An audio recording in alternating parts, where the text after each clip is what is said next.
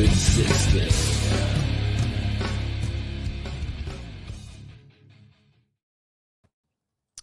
All right, ladies and gentlemen, welcome to Friday Night Live. It is Friday.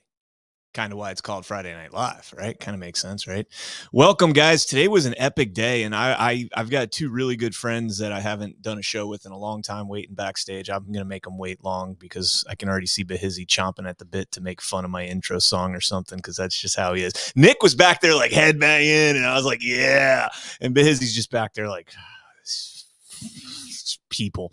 Anyways, I'm going to go ahead and bring my guests on here in a second. We're going to get reactions because they haven't seen the epic video on Conservative Daily today. So let me go ahead and bring my guest on. We got Nick Moseder and Behizy. Nick, how you doing, brother? Long time no see, man. Yeah, man, it feels good to be back.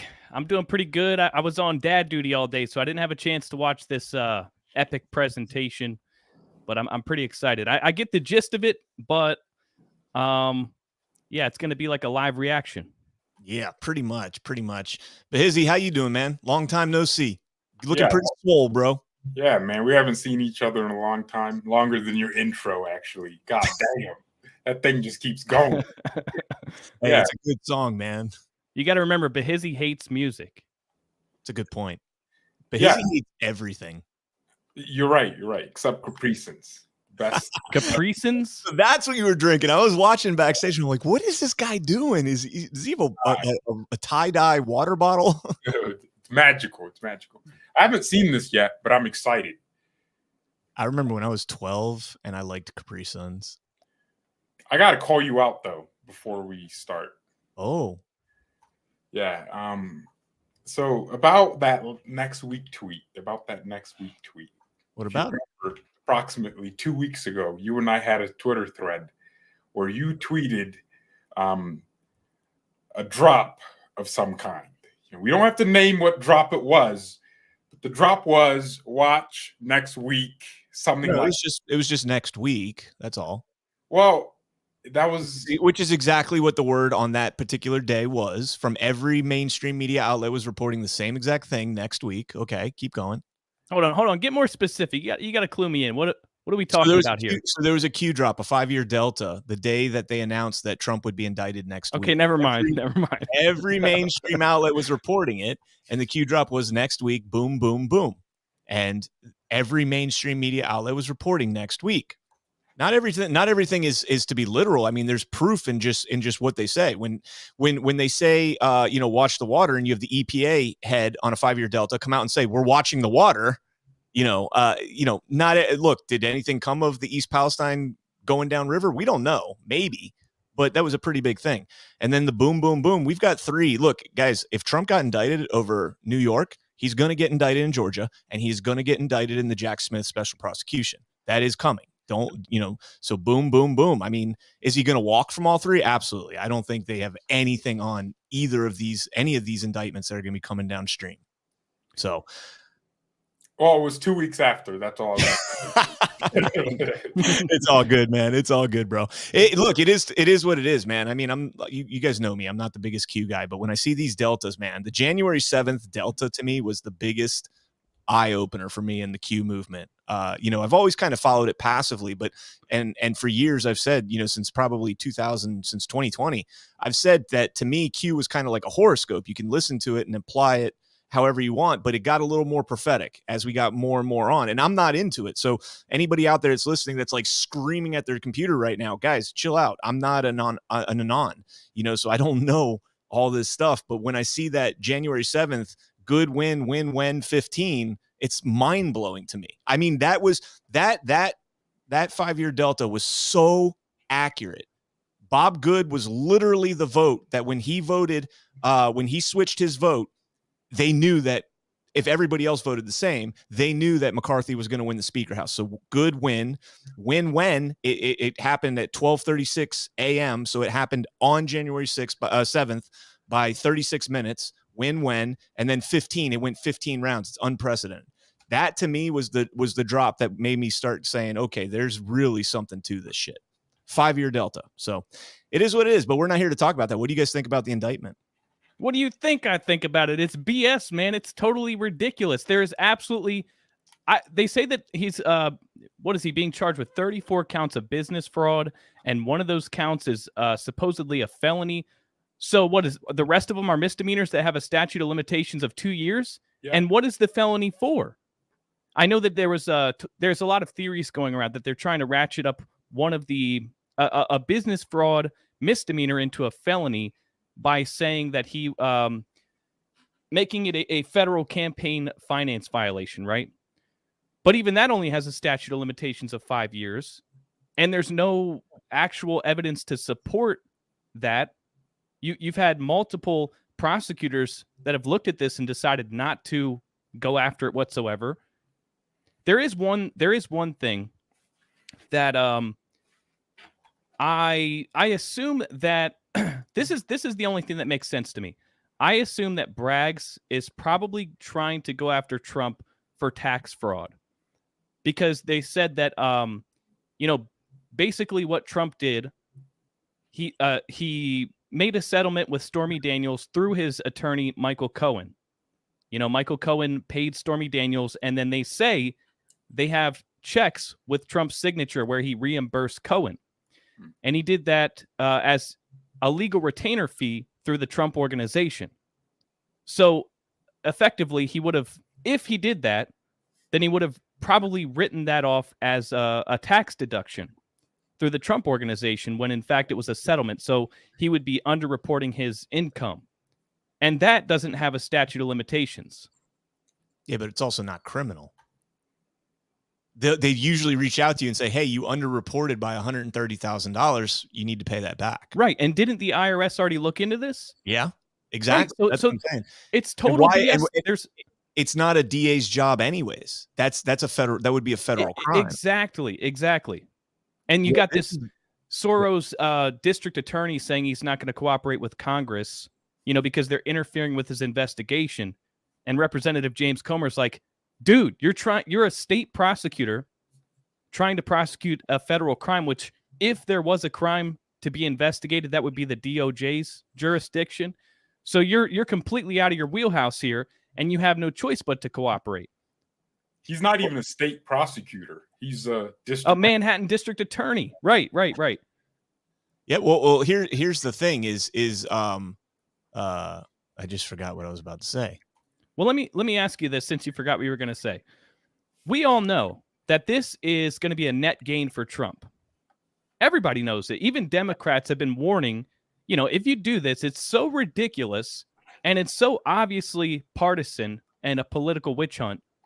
Everybody can see that. It's only going to make Trump become a martyr and become stronger, and he's going to secure the Republican nomination by a landslide if you do this. And that seems so obvious to everybody, but yet they've decided to proceed with it anyway. So what, are they really that stupid, or why are they doing this? The answer is yes. That's all there is to it. That's all there is to it. This guy is literally twisting the law and turning the law in every possible way to try and make it, justify it to himself. He somehow got 12 out of those 23 jurors to vote to indict Trump. God, that's really difficult to do in New York City, by the way. That's extremely difficult to do in New York City. And that's all there is to it. Nothing's going to come of this. To be honest with you, I'm more worried about the Fani Willis indictment that's going to come down, because they're ignoring everything that led up to that indictment. They're ignoring everything that he said as far as the context of what he was asking for. And they're just taking these little tidbits out. Now, ultimately, I think he'll be fine in all of these indictments. I don't think any of them have a leg to stand on. I'm not worried at all about Jack Smith. I mean, that's an absolute joke. Even if he is convicted, he can still run for president. Yeah. There's people saying that himself, boom. Right. There's people that have been saying that the reason they're doing this is so that he can't run for president. But that only people were talking about when they raided Mar-a-Lago, and they were trying to say that he committed espionage, trading national secrets. In that case, he would have been removed from office, right? Because wouldn't that be espionage? Yes. Yeah, right. So he couldn't be the president in that case. But in all these other cases, we know that he didn't commit espionage. So there's really no risk whatsoever that Trump is going to be barred from becoming president in 2024 from any of these indictments. And that's why I think you're right. It was never about, tainting his potential run in 2024. I think it's more about an exercise of power. Hey, look, we got the power, right? And also to put a message out to anyone that tries to step against the establishment that we're going to come after you. It doesn't matter if you're a billionaire that we used to like. We're going to bring the whole kitchen sink and throw it and see what lands. So I think it's an exercise of power. But there's one good thing no one's talking about here. This is a great thing here. We finally have our first black president after all these hundreds of years. Think about it. Multiple baby mamas. That's one. He's loved. I was wondering where you were going with this. I knew where he was going. He's loved by the hood. People love him in the hood, right? And guess what? I saw him play basketball. He can play. That boy can play. And finally, and you missed one. He's got a #1 hit single he has too. a #1 song, and he's going to jail over some hoe. And people around him be snitching. So Trump is black. All the Obama fans are rolling over right now. Yeah, right. All the Obama fans are rolling over right now. Well, he's married to a tranny anyway. Dude, there's like some issues with him and Michelle's relationship. Apparently, I don't know. That's tabloid shit. I don't really pay much attention to that, but there's a lot of issues, man. Mainly that Michelle Obama's a man. That's an issue, man. One big issue: she has a penis. Done deal. I'm out. Oh man! So we had another huge case that was decided today, and he was found guilty, and I'm of course referring to Douglas Mackey. And I've been screaming about this case for a couple weeks now. I've written about it on Gateway Pundit. Been talking about this case for a long time and talking about how important this is to the First Amendment. So now Douglas Mackey really posted a tweet, saying that, vote by phone. If you're a Hillary voter, vote by phone, text, blah, blah, blah, blah, blah, blah, to whatever. Now the DOJ never found a single person that texted it and had their vote infringed on because of that. Like, they allegedly, they say over 4,000 people texted that number to vote, but nobody actually, they didn't do any due diligence to find somebody that would say, I texted it, I thought I voted, so I didn't vote in real life. They have no injured party whatsoever, which, as we've learned over the last since 2020, having an injured party is absolutely essential to a lawsuit or in this case, it's criminal proceedings, but same thing. Now, Douglas Mackey is charged for oppressing somebody's right to vote. And the law that they charged him with is not explicit to voting. It's any right whatsoever. So if you now go on social media and you post a meme that oppresses somebody's right to free speech, to gun ownership, to anything, I mean, they've just opened up such a constitutional can of worms that I don't even know, man. This is a really, really terrifying 1984 Orwellian-esque conviction right here. I think that he will appeal it, and any appellate court should say, I always say appellate, any appellate court should immediately say, this is bullshit. Get that back down there. Reevaluate this. I mean, they had everything in this case. The Southern Poverty Law Center intimidated their star witness, the defense's star witness, called him up and said, hey, does your employer know that you are testifying in this case? Oh, and by the way, we have your private emails. And of course, he backed out from testifying because he's a professor at woke University of Alabama. Every university's woke. Don't think just because it's Alabama, it's not woke. He's a professor there, backed out. What's up, B? Is it in Alabama? I think the professor, the expert witness that they had, I think, was a professor at the University of Alabama.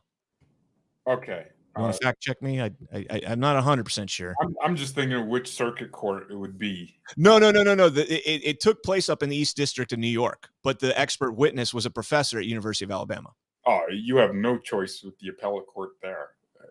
Well, the appellate court would be, I don't know what appellate court. I think it would be the second up there. I'm not 100% sure, but we did get a win today. The Ninth Circuit Court of Appeals out west ruled that Jordan Conradson is allowed to have a press pass in Arizona, and the Stephen Richards refusing to give Carrie Lake the access to the ballots to verify the signature, as the Supreme Court ruled that that count is back on the table. So there's shaping up to be a nice legal battle out there in Arizona, and it's just such bullshit, man, that we have to go through this. So that was confusing to me. That Carrie Lake was claiming Stephen Richards refusing to allow her legal team to access the mail-in ballot signatures, because effectively what the Supreme Court in Arizona did was just overturn Judge Thompson's dismissal on latches, and send it back to Judge Thompson to reconsider. But Judge Thompson still hasn't made a decision on that. So Carrie Lake's... No, didn't the Supreme Court rule that they also appealed the counts that he dismissed, and they ruled that the signature verification one was legit and they had a right to that? I thought I'd have to pull up the actual Supreme Court decision. My interpretation was that they said she has presented evidence. Her argument is that they violated the law, not that she was not challenging the process or the procedure, which they could bar by latches, right? She was actually challenging that they broke the law. So therefore, Judge Thompson erred in his decision to dismiss it on latches. So then the Supreme Court is like, go back and reconsider this by this to see whether or not she has presented clear and convincing evidence of fraud, outcome determinative fraud. So I don't think Thompson didn't dismiss it on latches. He ruled in favor of Katie Hobbs. No, not on the signature verification. He completely dismissed it on latches. Okay, excuse me. Great. I wasn't understanding. Yeah, the only two counts that went to a actual evidentiary hearing was the one on chain of custody and voter disenfranchisement, right? Yeah. I wasn't understanding that. Yeah. There's the sanctions hearing. So the AZ Supreme Court is letting Katie Hobbs into the defense. I don't know what you call them here. To bring sanctions, or giving them an opportunity to bring sanctions on the 35,000 unaccounted for ballots that Carrie Lake claimed were inserted at Runbeck. So while that sanction hearing and proceeding is going on, the trial court is basically postponed. Right. So it's a bizarre situation. But I think there's no court order mandating Maricopa County allow a signature review. That would have to be that would have to come from Judge Thompson, and that's something Carrie's team has to ask in a motion for full review and the terms of the review. I think what happened is Carrie's team called up Maricopa County and said, well, the signature claim is back. Can we, get a review of these signatures? And Maricopa County said no. And, no one's surprised by that. And then Carrie uses that as news to drive up Engage Me.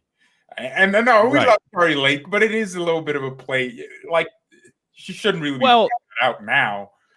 Well, I mean, the fact that Maricopa County won't allow a review of the ballot signatures is an indicator that they have something to hide, whether it's granted by a court or not. Yeah. But the fact is that decision's still on hold while the Supreme Court reviews the request for sanctions. So there's not been a court order for a ballot signature review yet. Judge Thompson still has to make a decision on that. So, so Maricopa County could be refusing now, and then Judge Thompson could actually allow a signature verification and mandate that they allow it. You think he will? No, I don't. Absolutely not. No hope, man. Let's remember, this is the judge that dismissed the count based on latches in the first place, despite the fact that it was obvious that latches didn't apply. This is the same judge that listened to the testimony of Clay Parikh, a former pro V&V. He actually worked for the certification laboratory. Had how many years of cyber security experience? 20. 9 years. 20 years cybersecurity, 9 years. He's in the chat, by the way. He's offended that we made fun of Alabama. I didn't make fun of Alabama. I just said you're not going to get a fair. You're not even University of Alabama is woke. That's all I said. I'm not making fun of Alabama. You guys got a hell of a football program. Well, hopefully, I was going to describe his testimony, and hopefully I don't butcher it, knowing he's in the chat. But effectively, he said that these ballots that were discovered to have been printed on 20-inch paper using a 19-inch ballot image, right? That there was absolutely no way that that could have been done accidentally. You had Scott Jarrett contradict himself from one day to the next. One day he says, oh, no, there was no 19-inch ballot images on 20-inch paper. That's impossible. I would have known. Then the next day he says, actually, it was shrink to fit. And the judge listened to all this, and he still dismissed the case. So are we expecting that judge to allow Kari Lake to have a full review of the ballot envelope signatures?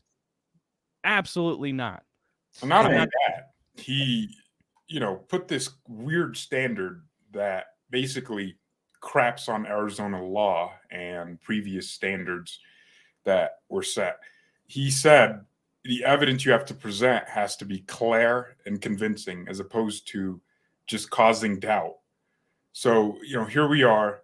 And the Arizona Supreme Court, as Nick brought up to me, upheld that standard, which means whatever they get from the signature verification has to be, one, clear and also convincing. So it's an uphill battle. You saying Claire? Yeah, Claire. Clear. I don't know what's going on with. Well, he also called a Capri Sun a Capricin. Clear. And I let that one fly. Evidence. Claire.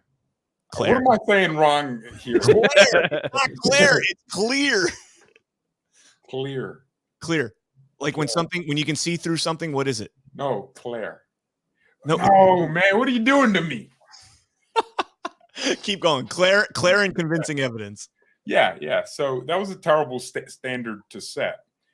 I don't know why Abraham Hamadeh's team isn't fighting with Kari Lake on the same kind of issues. Because if he was fighting on voter disenfranchisement, I'm sure at least 300 plus voters were disenfranchised that would have voted for him. And that causes doubt to his election results. So I don't know why it's just Kari Lake. So, yeah, I don't know. But I'm ready to learn about Dominion machines vote flipping. Yeah, real quick to that point. I've been saying this. I interviewed Kurt Olson a month ago, after the decision came down, like a week after. And I'm with you. I asked him that same question. I'm like, why is Abe Hamadeh not chomping at the bit to enter into this lawsuit? Because everything there goes by the wayside. Like 300 votes. I mean, you could prove that at one voting center that 300 people were disenfranchised. And the other thing you were talking about, the clear and convincing, the fact that Scott Jarrett admitted that this happened in 3 previous elections and they're just now doing a root cause analysis, that's criminal intent in my opinion. It doesn't matter if, he didn't do it criminally. The negligence there is criminal negligence. To realize that this happened in 3 previous elections and you never did anything about it, and you disenfranchised voters in all 3 elections, and we're just now finding out about it, is insane. But you're right. Let's get into this. So today, ladies and gentlemen, for those of you that haven't seen it, we're going to roll through 3 clips. My guest here did not have an opportunity to watch it today. I sat through 4 grueling hours with Joe Altman, Mark Cook, and Clay was there, Jeff O'Donnell. We had Alpha Warrior joined us for a little bit, Apollo, of course. Great show. We're going to go through 3 clips. They're about 10 to 11 minutes each, and we're going to get their reactions to each incident. Now, the first incident up, we have this was when they presented the ability to take the voting machine and insert a USB stick and manipulate the votes. Simple as that. That's all you have to do. Put the USB stick in, walk away. So without further ado, let me go ahead and bring this up. And bada bing, bada boom. It's not that one. It's that one. All right. You guys can see that now? Yep. All right. I'm going to leave us right there. And just give me a thumbs up if you guys can hear it. And away. Not yet. Why is this little thing? Here we go. Okay. I was lucky enough to be invited to take a look at the Mesa County server to investigate it, to see what the difference was between the before image and the after image. So I'll get into a little bit more detail, but I'm just going to show you what I did when I first got this thing booted up, which is an identical copy of the Mesa County election management server. And I just wanted to poke around it to see is it bad? Is it actually secure? We're told that the system is safe and secure. I wanted to know for sure, is it actually safe and secure? So the first thing I did is I clicked here in this menu, and I'm just going to go through pretty quick. I'll go a little slower later on when I go through it again, but I'm going to show you how quickly someone could flip an election using the tools built into the image on the server. So by the way, what is it that we're looking at right now? What is this? This is a backdoor utility called SQL Server Management Studio that is actually installed on the image of the voting system. So is it certified? It is not on the list of certified software, but it is on the image. Is it supposed to be on the machine? It is not supposed to be on the machine, and it would be very dangerous for anyone to have this utility on a voting machine.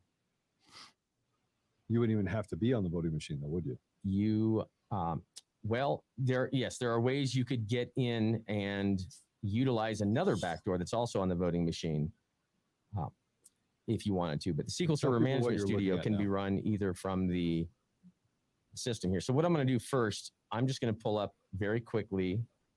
Let's see here. Here we go. The presidential results in Mesa County for that election. And here they are. I'm going to put it on 1080 so you guys can see. You can see Biden has 31,000, Trump has 56,000. I'm going to show you how. Can we make that a little bigger by any chance? Is there a way to make that bigger, Apollo, so people can see it? Because it is a little small on my screen. I can probably start magnifier here. There we go. Nope, both doing it. Okay, I'll let him do it for now. See that 31,000? Yeah. Okay, 36. Okay. So I'm going to come up here now, and I'm going to, let's see, make a quick change. So, and I'm going to explain it in detail later, but I'm going to show you how quickly I could flip that election if I wanted to. So, let's see here. Now, this is a Change copy that. from Mesa County, guys. This is And literally that a is- Dominion machine Change that to a 2. installed I'm on another changing computer. Trump to a 1. Okay. And then I'm going to come up here. Come on. So people can see it. There we go. My magnifier.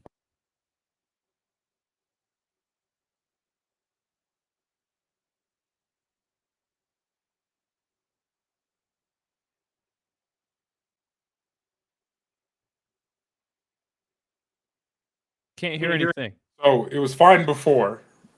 What did you change that made it worse? Now we can't hear anything. Congratulations. Can you hear it now? No. I can right. only.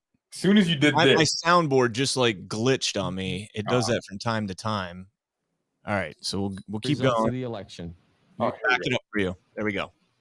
Come on. I'm sure people can see it. Yeah, there we go. My magnifier's fighting with me here. There we go. And I'm going to rerun it. Report. And there you go. Biden, 56,000. Trump, 31,000. So I just flipped the results of the election using a tool that's actually built in to the voting system. And what I did is not even logged. There's no trace of what I just did now. Why is it not logged, Mark? For some reason, the logging of activities by a user that has the password are not retained. It's not logged. So this is the back door. So this isn't using Dominion software. This is using the tool that goes right into the database that Dominion software utilizes as well. But this tool is installed and provided by Dominion on the server. And so I've just flipped the election. So if I was a rogue election official, then I would have just flipped the entire election with a couple mouse presses and keystrokes, and that's it. It's that simple. Okay, so And I'm going to show you another quick one. yeah, You oh do yeah, this? yeah. Wow, that's So we're gonna go to full Hold on. screen so you We're can not see done. everything. yeah. that's I'll happening. wait. Just put both Mark and I on the screen, and then also put one that shows you his computer, if you would, please. Both cameras. All right, so everyone else is going to disappear for a second. And I'm going to throw you guys up. I'll pull this back up again so we can watch it.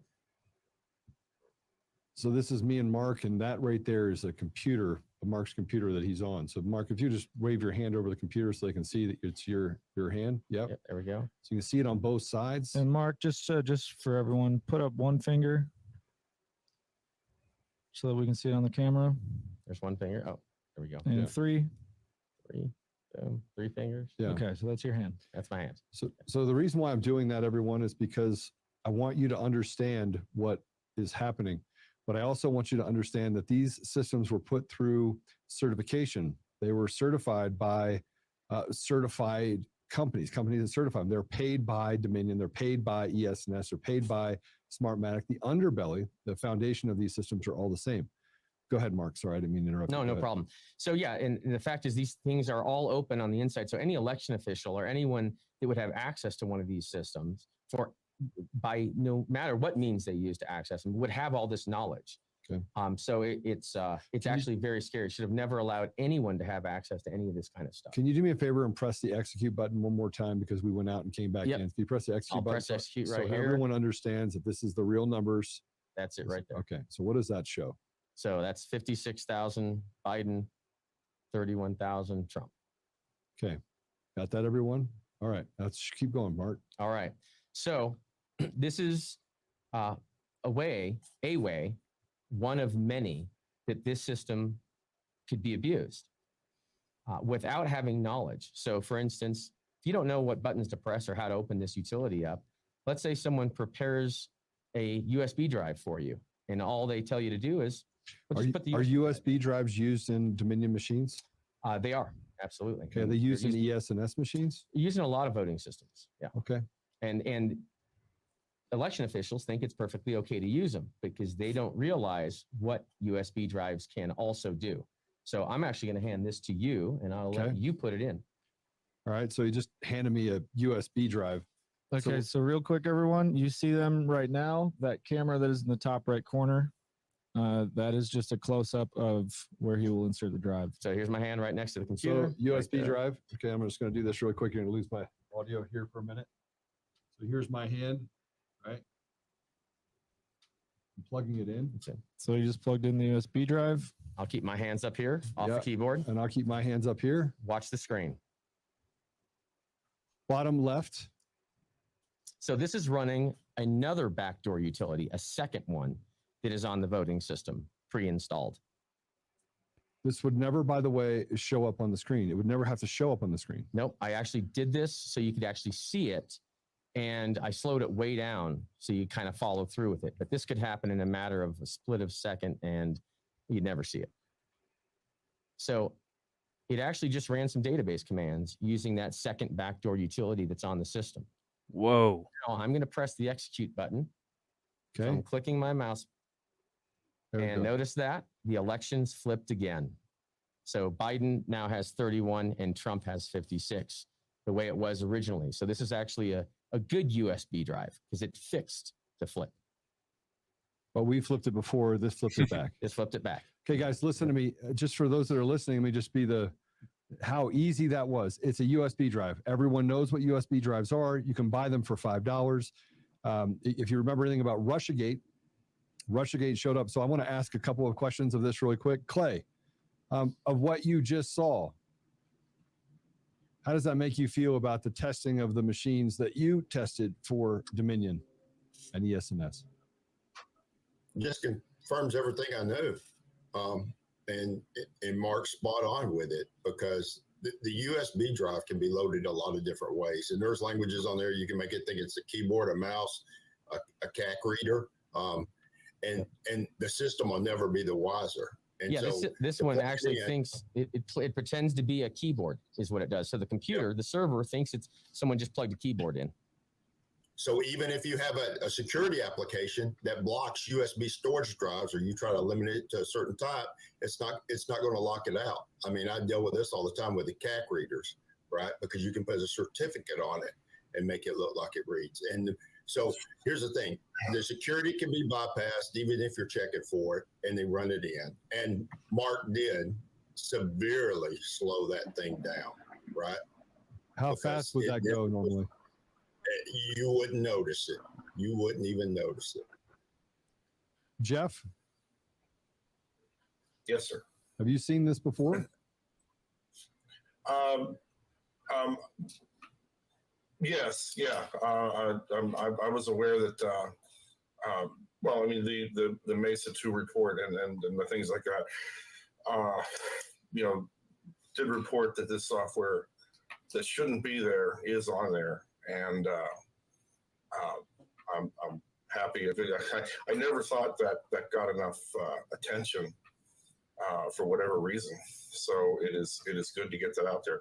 But yes, absolutely, everything that he just did could be done on that, and presumably any other of the same Dominion installation or other voting systems too. Yeah. ESNS, Smartmatic. Here's the thing I want to point out about that. Yeah, I want to point something out about this, right? Two things, especially in the DoD environment, that tool, the software management tool, it is not supposed to be on the production system where the database resides, right? If it's on a system, it's going to be on an administrative system that's used to control the database, right, where authentication is there.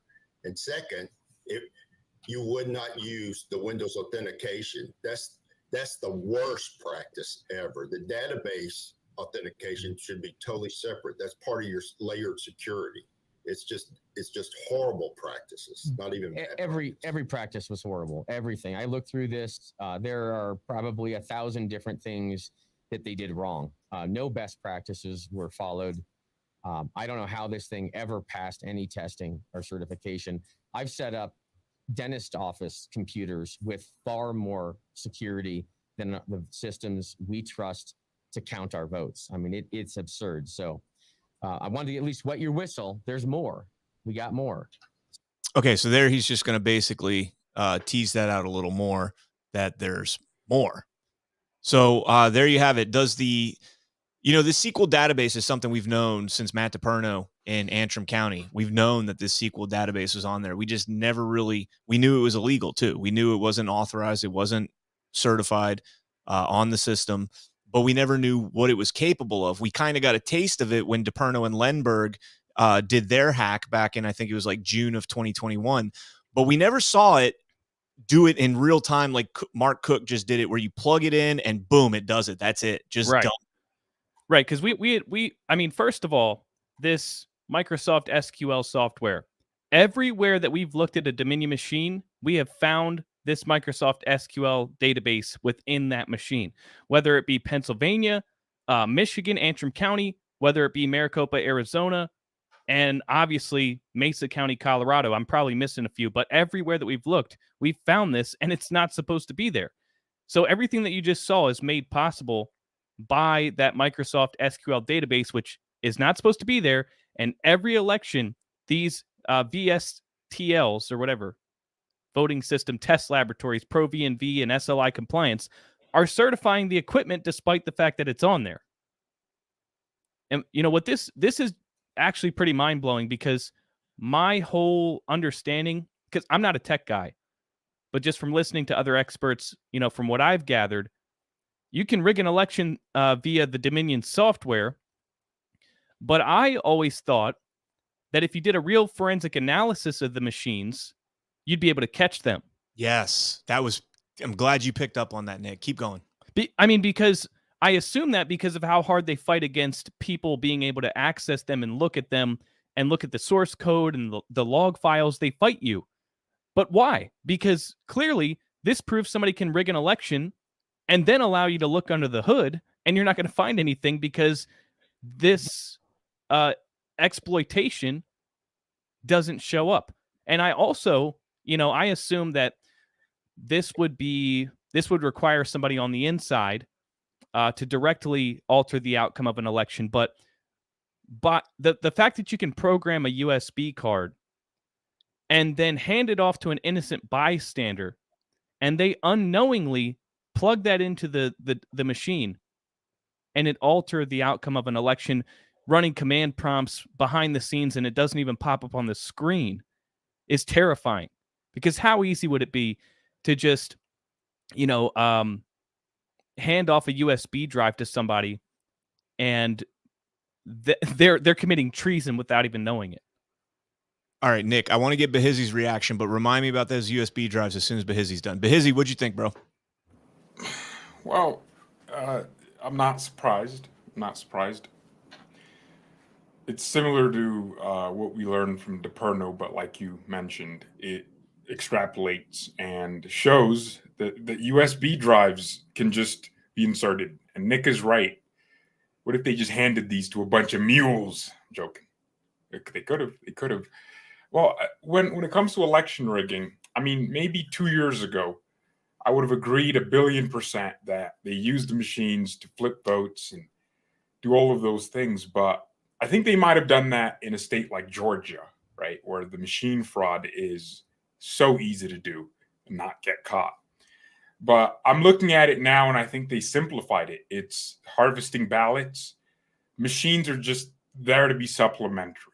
It's like we can use that if we need to. They're vulnerable for a reason. And I think the real fraud that they commit is ballot harvesting, stuff in those ballot drop boxes, and we end up counting real ballots that give us a real winner, and then it's just a bunch of people that should have never been voting, people that left the state that were dead on those voter rolls that are being abused. So I don't know. I guess my perspective is different on the machines now. I used to be terrified of Dominion machines, thinking that's the problem. If we get rid of Dominion machines, ES&S will be better. No. But I think it's different now. Well, I mean, this should terrify you because regardless of how they rig the election, because I mean, we can look. There's so many different ways to exploit the election at every single level, whether it be the mail-in ballots, the ERIC system. There's so many different ways, whether it be the registration system, the system that counts our ballots, the reporting system. There's so many different ways that it's really hard to pin down, okay, how did they do it?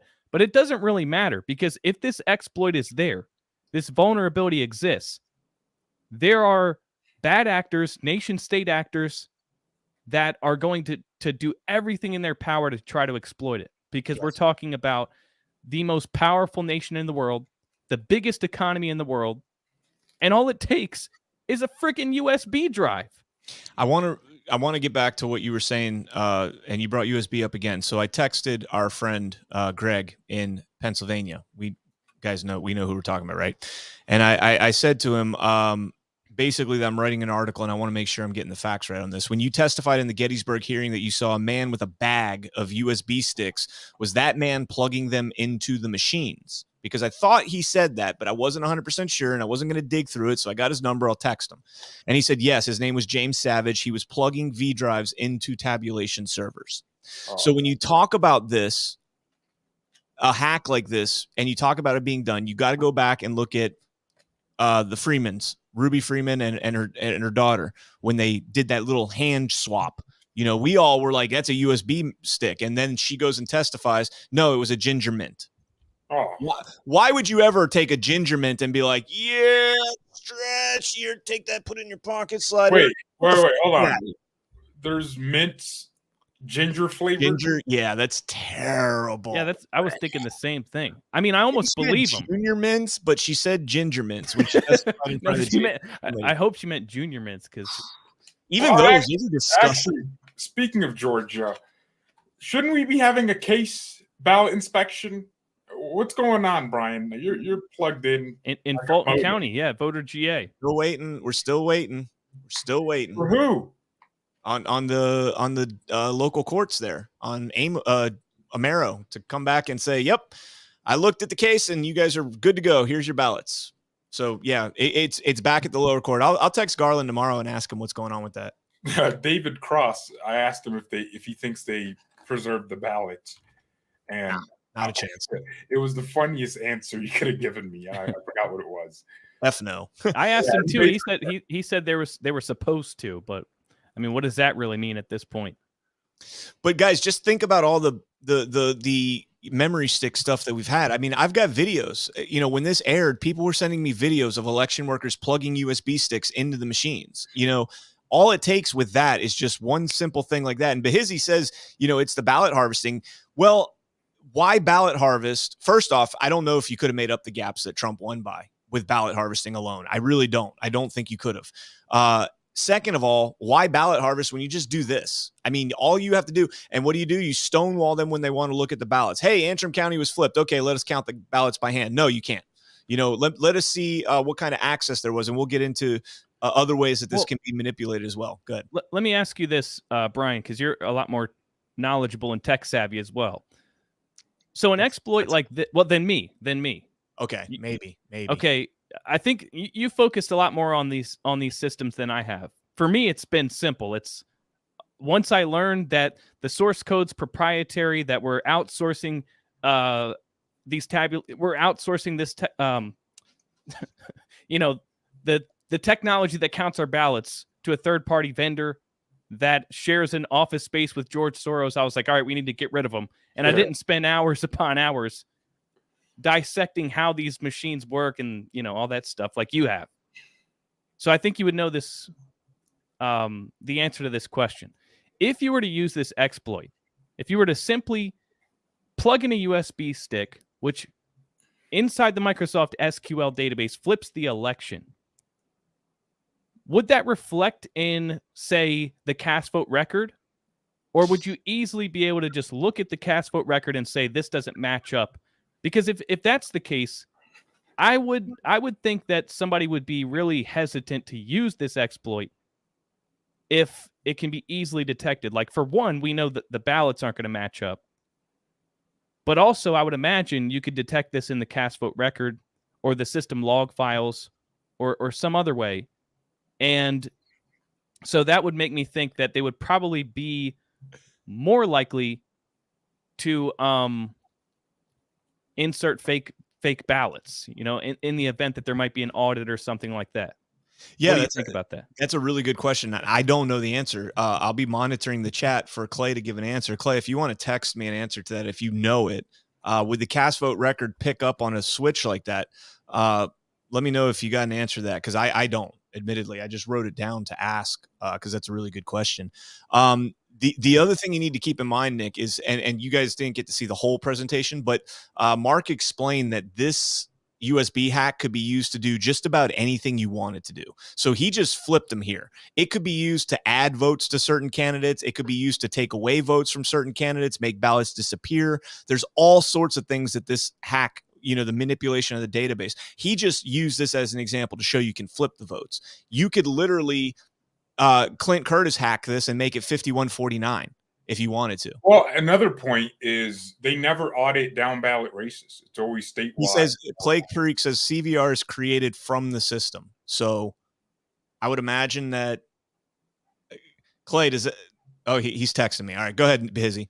Yeah, they never audit down ballot races. It's statewide or federal. So I can imagine you can just, and those races usually have significantly lower voter turnout or participation, whatever you call it. So you could theoretically change an entire state legislature with something like this. And we know from the DePerno thing, you can change one race and it doesn't affect the other races. So, no, that's not true. DePerno's thing flipped all the races, just nobody ever talks about it. You couldn't just flip one race and the... No, so DePerno's glitch, apparently, according to Halderman, was because they removed a candidate from the ballot, and so it moved everybody down. What was it? Yeah, down one that didn't update their system. So there were several precincts that didn't update their system. No, I'm not talking about the actual result. I'm talking about the thing with Lenberg? Yeah. Oh, okay, I got you. Okay. Yeah, because it's similar to this. So theoretically, they could change a down ballot race. Do what Nick was saying. Add a bunch of numbers to a race, which no one's ever going to think about auditing a state board race. No one cares about that. So yeah, it is interesting. It's plausible that they're using this. I'm not saying it's not terrifying. I'm just saying it's way easier for them to harvest ballots with the resources they have. I mean, these people have so much money, they don't even know how to launder it correctly. You have the James O'Keefe thing. They're using fake people, real people that donate and just pumping money from dark sources. So they have so much ability to rig elections by ballot harvesting and stuff in the ballot drop boxes that I don't really think they would take a risk if, let's say, for example, the cast vote record were to reveal the truth. I don't think they take that risk. That's why I'm looking at this thing old school. Well, there's stuff in drop boxes. Well, to lend more credibility to that, I don't think that Mark Zuckerberg spent $400 million in the 2020 election for no reason. I don't think that they used the pandemic as a justification to completely revamp how we vote in elections for no reason.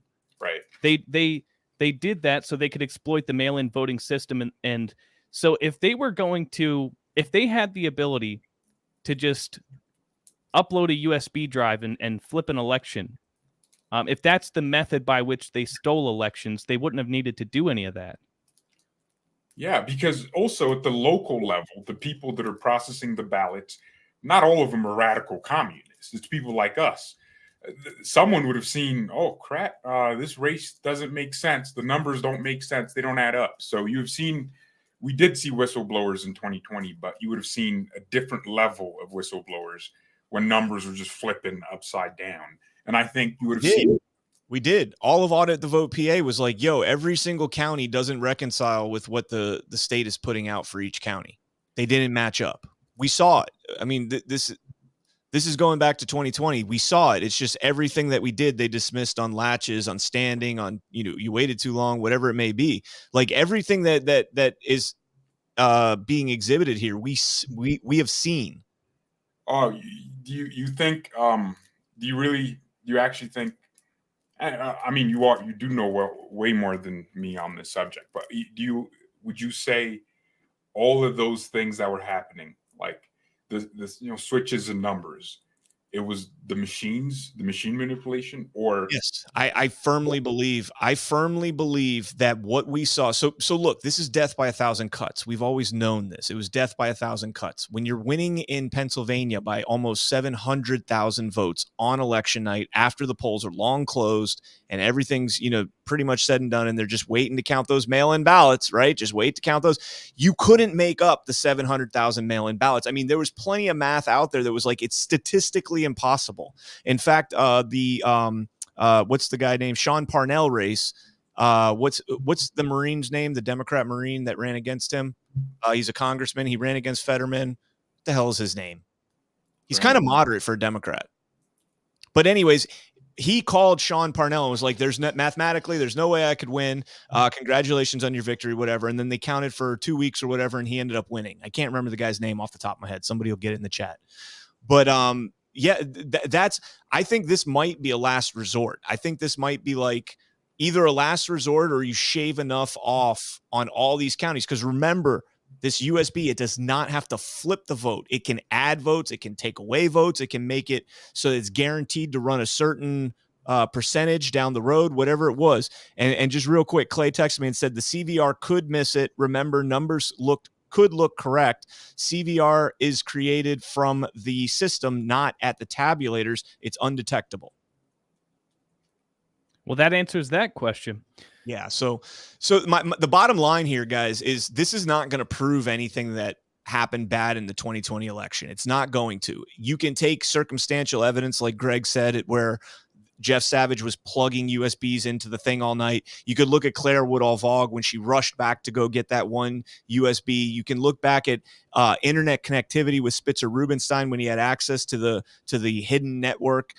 You can look back to Maricopa, same thing. They won't hand over system logs and routers, and we'll get into the way you can do this over a network as well here in just a second. But there's more?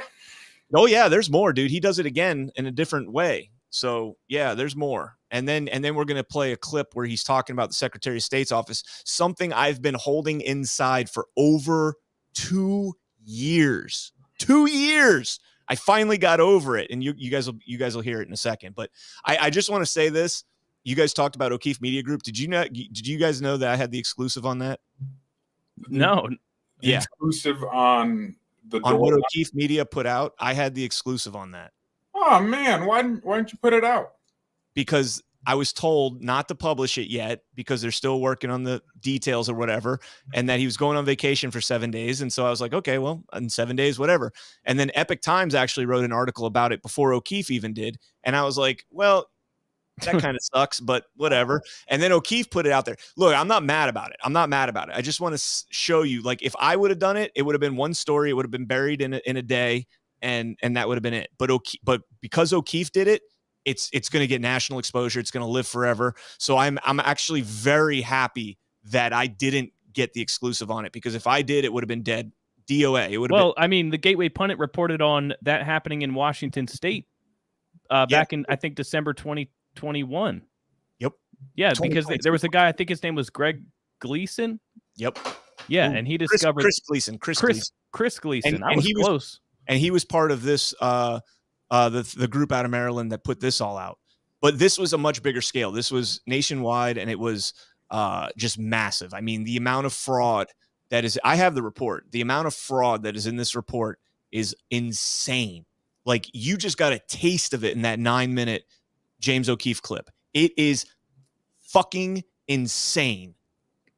I believe it. And I love what James O'Keefe did, which is show how easy it is for anybody to go to the FEC.gov website and find examples of this, and then go door to door, interview people, ask them, hey, did you make 1,000 independent donations through Act Blue over the course of the last 2 weeks?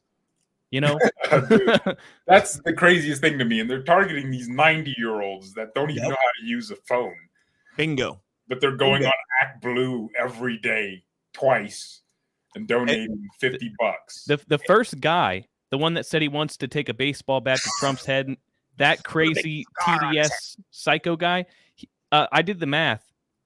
Over a period of 3 years, the amount of donations that were made in his name came out to 12 per day over a period of 3 years. 12 times per day. His full-time job is donating to Act Blue. He just sits there, donate.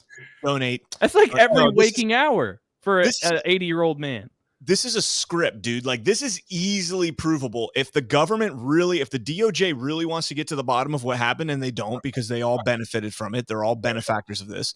All they have to do is check the records on these donations. I mean, there has to be bank transactions for that specific day. There has to be, and this was not done by somebody sitting at a computer, donate. This was a script. This was a program that did this. Yeah, they could just subpoena Act Blue and all the transactions, the receipts, the names. But here's one thing. Where's this money coming from? Because, of course, it's laundered. It's somewhere. It's coming from who? It's coming from FTX. I think it's coming from all over. Who's FTA? FTX. Oh, FTX. Sam yeah, Bankman-Fried. he donated openly. It's like no.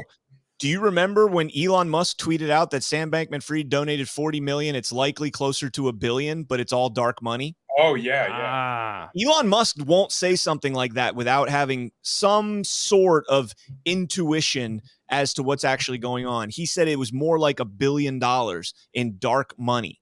And PACs like Act Blue, they don't have a limit on how much you can donate to them.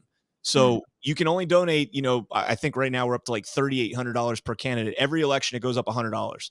So right now we're up I think we're at like $3,800 to a candidate, but to a PAC, a political action committee, you give as much as you want. And that's why you're seeing all this Act Blue money.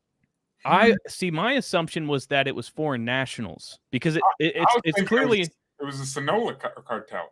I mean it could be that, but I was thinking foreign nationals because they'd want to conceal and money launder their campaign donations because it's illegal. It's a violation of federal law. Foreign nationals can't make campaign contributions. So if you were Xi Jinping and you wanted to contribute to Joe Biden's campaign, you could do that through a bunch of 90-year-old retired people stealing their identities on Act Blue. And that's interesting. But the other thing we just saw was the exorbitant donations to BLM. I mean, we have banks and stuff that were giving hundreds of millions. Some gave over $1 billion to BLM. Billion, from Chase Morgan, SVB, like all these banks combined, $40 billion. I think SVB was $750 million. Bank of America was well over $1 billion. So this is another way, and BLM was no stranger to donating to Act Blue. And BLM used Act Blue as their donation processor, right? And a lot of people thought that the donations going to BLM through Act Blue were actually being distributed to Democrats. Wait. So shouldn't this be my reparation money? What's going on here? I saw You need your to move to California California, tweet. bro. All these 40, I mean, they're proposing $5 million per resident. Guys, we gotta all identify as black. I mean, I'm already, you know, but we gotta move, man. My grandpa did a DNA genealogy before he died, that thing, and he's 18% African. Now we're Sicilian, so like there was actually like if you're Sicilian, you 100% have some African in you in some way, shape, or form because it was right off the coast. Now it's usually North African, like Egyptian or something. So the Italians, that's a Sicilian Italian. Right? Sicilians, because we were Sicily was taken over by Moroccans, I think in like the 1920s or something like that. I'm not sure. You're black. That's what you're saying. No, I'm African. I would be North African if anything. Nah, I'm gonna start calling you Midnight. Puppy over here. You Darkness. I'm the whitest black dude ever if I'm black, but there is African in my grandpa's genealogy. By me, it's probably so watered down, it's like 4%. Believe it or not, I'm actually pretty Italian too. No, you're not. Yes, I am. Yes, I am. You look at my dad. Yeah. You got same way. my grandmother's maiden name is Capone. Dude. Oh shit. Yeah, I'm serious. Like I'm related to Al Capone. Albert. Both of my grandparents on my father's side are like 100% Italian. Hey Tom, look at what that ginger's saying. He's saying he's Italian. That's what I'm saying. Like, how'd you get the ginger hair, man? That's all a my recessive mom's gene. genes. That's a recessive gene, though, man. You just got really lucky or unlucky, whatever you want to call it. Well, strangely, my dad had black hair, and his beard had red in it. Oh, okay. All right, you guys ready for the second video? Oh, yeah, I forgot about all that. Yeah, I told you. I do apologize, but I was assuming that was the end of it. So I scheduled my life for this to be an hour. So, bro, you want me to make it so you can live stream yours to here? You know you can do that right now, right? I'm going to the gym, dude. Oh, get the hell out of here. You ain't going to the gym. You're a scrawny ass bitch, man. You ain't going. No, I have to go, man. I appreciate you. No, you don't have to go. All right, let me pull this up. This is so much more important. We're talking about saving our country, Behizy. The amount of videos I've watched on Dominion machines, I think I've saved the country 50 gazillion times. Bro, you ain't ever seen them like this. All right, let me change the quality so you guys are good off the rip. There we go. All right, here we go. They are lying about all this. They're feeding us BS. And anyone that knows what they're doing could easily see that.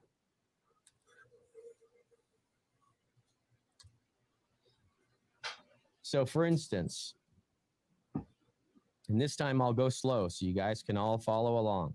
This utility should not even be on the system. What is the utility called? SQL Server Management Studio. It's actually a free utility you can download from Microsoft. But why on earth did they include this software on the voting system?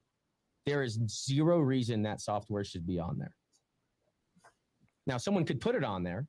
And in fact, the first time I looked at it, I thought maybe someone put it on there.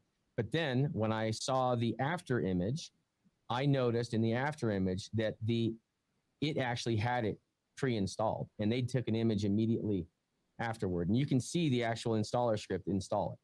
So they absolutely do install the software on the system. And I think they should answer a question as to why they have it on the system. I didn't even bother putting a password in. I just clicked connect because I wanted to see if it would let me in. And it let me in. Every part of this process, I'm expecting it to stop me. I'm shocked every time I'm able to get further and further into this, thinking, how on earth did someone set up a system that's this insecure that the citizens think it's actually secure? And the election officials are sitting there telling their friends and family and their citizens that they represent that the systems are secure when they are lying without even knowing it. That is disgusting. I feel so bad for these election officials because they didn't know any better. They're not cybersecurity experts. They don't realize this. So I asked it to show me this table here, and I was kind of shocked that it showed me information.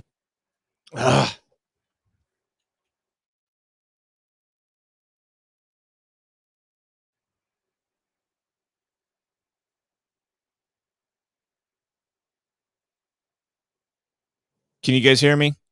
I can hear you, yeah. Dude, this is so annoying. Like never happens this much. Usually like twice a day, my thing will glitch on me. All right. Let's keep going. Because even having that access is kind of odd for anyone sitting in front of the computer to have. And I noticed that this internal machine ID here was a 1 for Joe Biden. And what we're looking at here is these are all the choices on the ballot. And that internal machine ID right there, this column is just a translator. So each answer here has a unique number over here. Trans. And that's how computers kind of work. They kind of translate numbers to names and words. So we'll look up here. I saw Trump here had a 2. And I thought, well, a really easy way to check this is, could I flip the election just by flipping these 2 numbers? Is the system set up so insecurely that I could do this?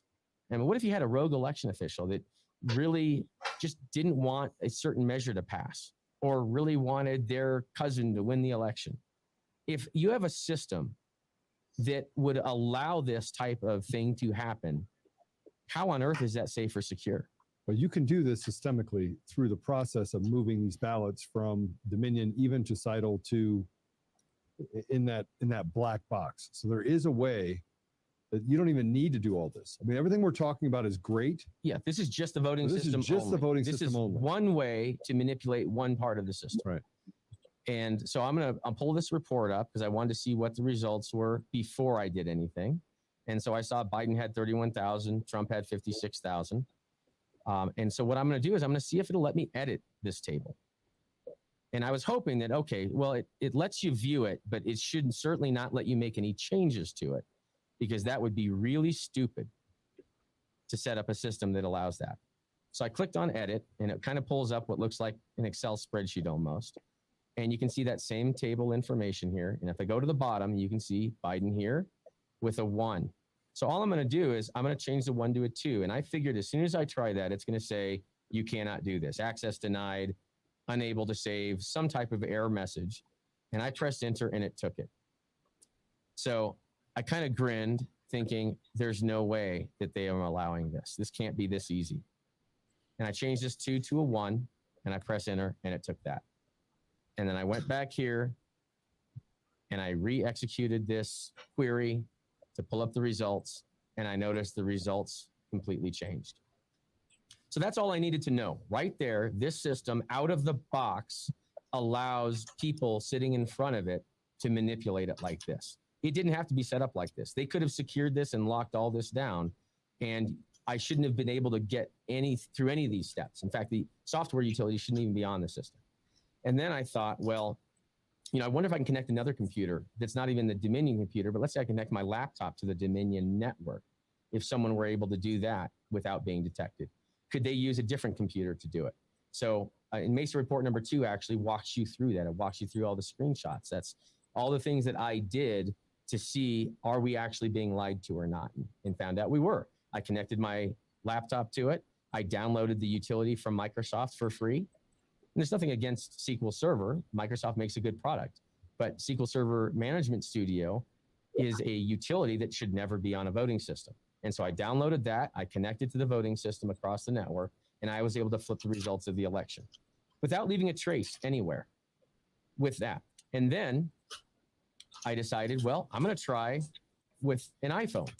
And I was even able to do it with an iPhone, and I'll show you that as well. But I want to show you this USB again here. So I'm going to go ahead and plug it in, just like Joe did before. And I'm going to throw the camera up again. If you want.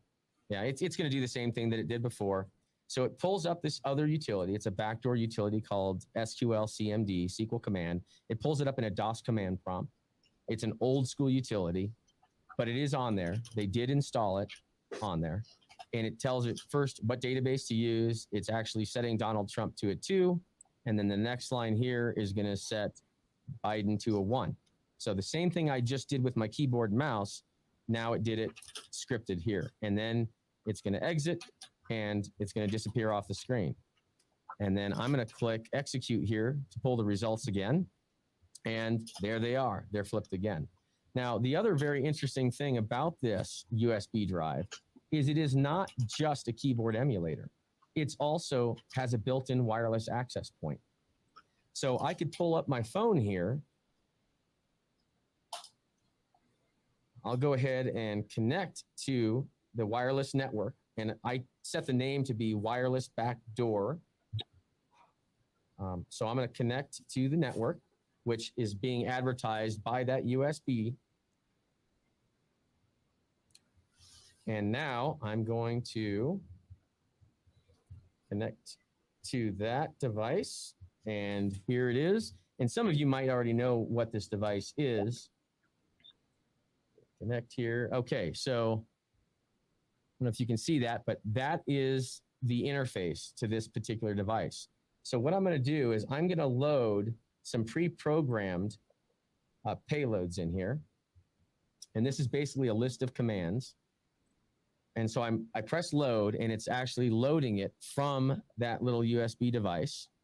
And there it's got it up there. I don't know if you can read it. And I'm going to press the run button. And when I press this, watch what happens on the screen. So I'll keep this over by my face here, hit run. Oh, let's see. Kind of hard to do this sideways. There we go. So I clicked run. Now watch the computer.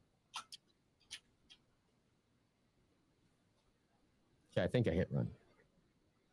There it is. Oh, there it goes. Wow. So it basically sent that. Now I sped that one up a little bit, but that basically sent it right from my cell phone. So if someone were to somehow sneak one of these types of devices into any of the voting system network, essentially they could sit in a parking lot and send commands in and remote control these systems. That's just yet another way. You can't stop it. You can't stop it. So we'll move back. This doesn't show up in the logs at all? No, it won't show up in the logs. They've actually got all that turned off. They could have turned all that on. They could have had every audit log enabled on the system, but they don't. And when you do the backups, or when the election officials do the backups, it only backs up some of the stuff. It doesn't back up all of it. So thank goodness that Tina Peters actually took that image, because if she had not done that, none of us would know the truth about this. And that's really all this is about. It's about the truth. And they didn't want anyone to know the truth. And they are pissed off at Tina because Tina facilitated the truth being told to the citizens of this country. All right. So there it is with a cell phone. Good God, man. You know, all this time I got an echo. Oh, hold on. You still got an echo? Hello? No, it's good now. Okay. Yeah, I was just going to say, we spent all this time focusing on PCAPs and whether or not somebody from a foreign country hacked into these machines. You know, we know that they have internet connectivity capabilities and that somebody could hack into them remotely. But what this shows is that using a simple USB drive, you can access the database and load commands through your cell phone from a parking lot. Yep. And you know what the craziest part of that, Nick? I'm surprised you didn't catch this, because you caught early in the first video, you caught the build up to it. Every single time he went somewhere that he was like, "Oh, I'm going to get blocked out. Let me just see if I can get in scot-free without putting any credentials or anything in." He got through every single time. He said that. He said every time I thought like it was going to stop me from going further, it didn't. Yeah, but you know, there's no security in this system. And you know what that reminds me of? So the culprits here are obviously Dominion, because this Microsoft SQL database, which makes all of this possible, is pre-programmed into these machines before they're, straight out of the box. But also the VSTLs, which are effectively enablers that are paid for by Dominion. And interestingly, somehow Clay Parikh ended up working for ProVNV despite the fact that he actually has integrity. But I remember him saying that while he was working for ProVNV, working on this, certification of the machines, he would go into the machine and get to the point where he was actually going places where he didn't think he was supposed to go or be able to go. And by the time he got to the, just before he would be able to manipulate the results of an election, ProVNV would step in and stop him from going any further. Yep. I remember that. That was in the Ninth Circuit Court of Appeals in his deposition or his testimony in that that he said that. He said I asked them, can I go further? And they said, no, you don't need to go any further. Why? Because Pro V&V doesn't want to make Dominion look bad. Why? Because Dominion fucking pays Pro V&V. Why would you want to make them look bad? They'll never pay you again if you make them look bad. Right. That's their job. Sorry, They're swearing, accomplices. Behizy. I know your virgin ears are not used to hearing that. I'm sorry, dude. That's all you care about? We're talking about how elections are being rigged and you're worried about his language? We're being taken over by communists and you're worried about the F word? Come on. I'm just taking a fun shot at Behizy, man. That's all. You guys are fun. Another thing I thought about after the first video, which I didn't get a chance to say, is you guys remember after the CISA advisory report that they came out with based on the Halderman report, which they tried to block from the public for the longest time? Well, so they came out with this CISA advisory, and they admitted that there's vulnerabilities in the ImageCastX machines, that somebody could install malicious code into the machines via like a USB drive. But what they said is that, you know, there's safeguards that make that basically impossible. It would require somebody on the inside, and we have safeguards against that. And even if somebody were to try it, it would be visible. You'd be able to catch them. We have safeguards which would make that detectable. Well, clearly they're lying. And Gabriel Sterling of Georgia was one of the people that parroted those talking points and said, you know, that it's extremely unlikely because of all the security in place. And even if somebody did it, we would be able to detect it within the machine.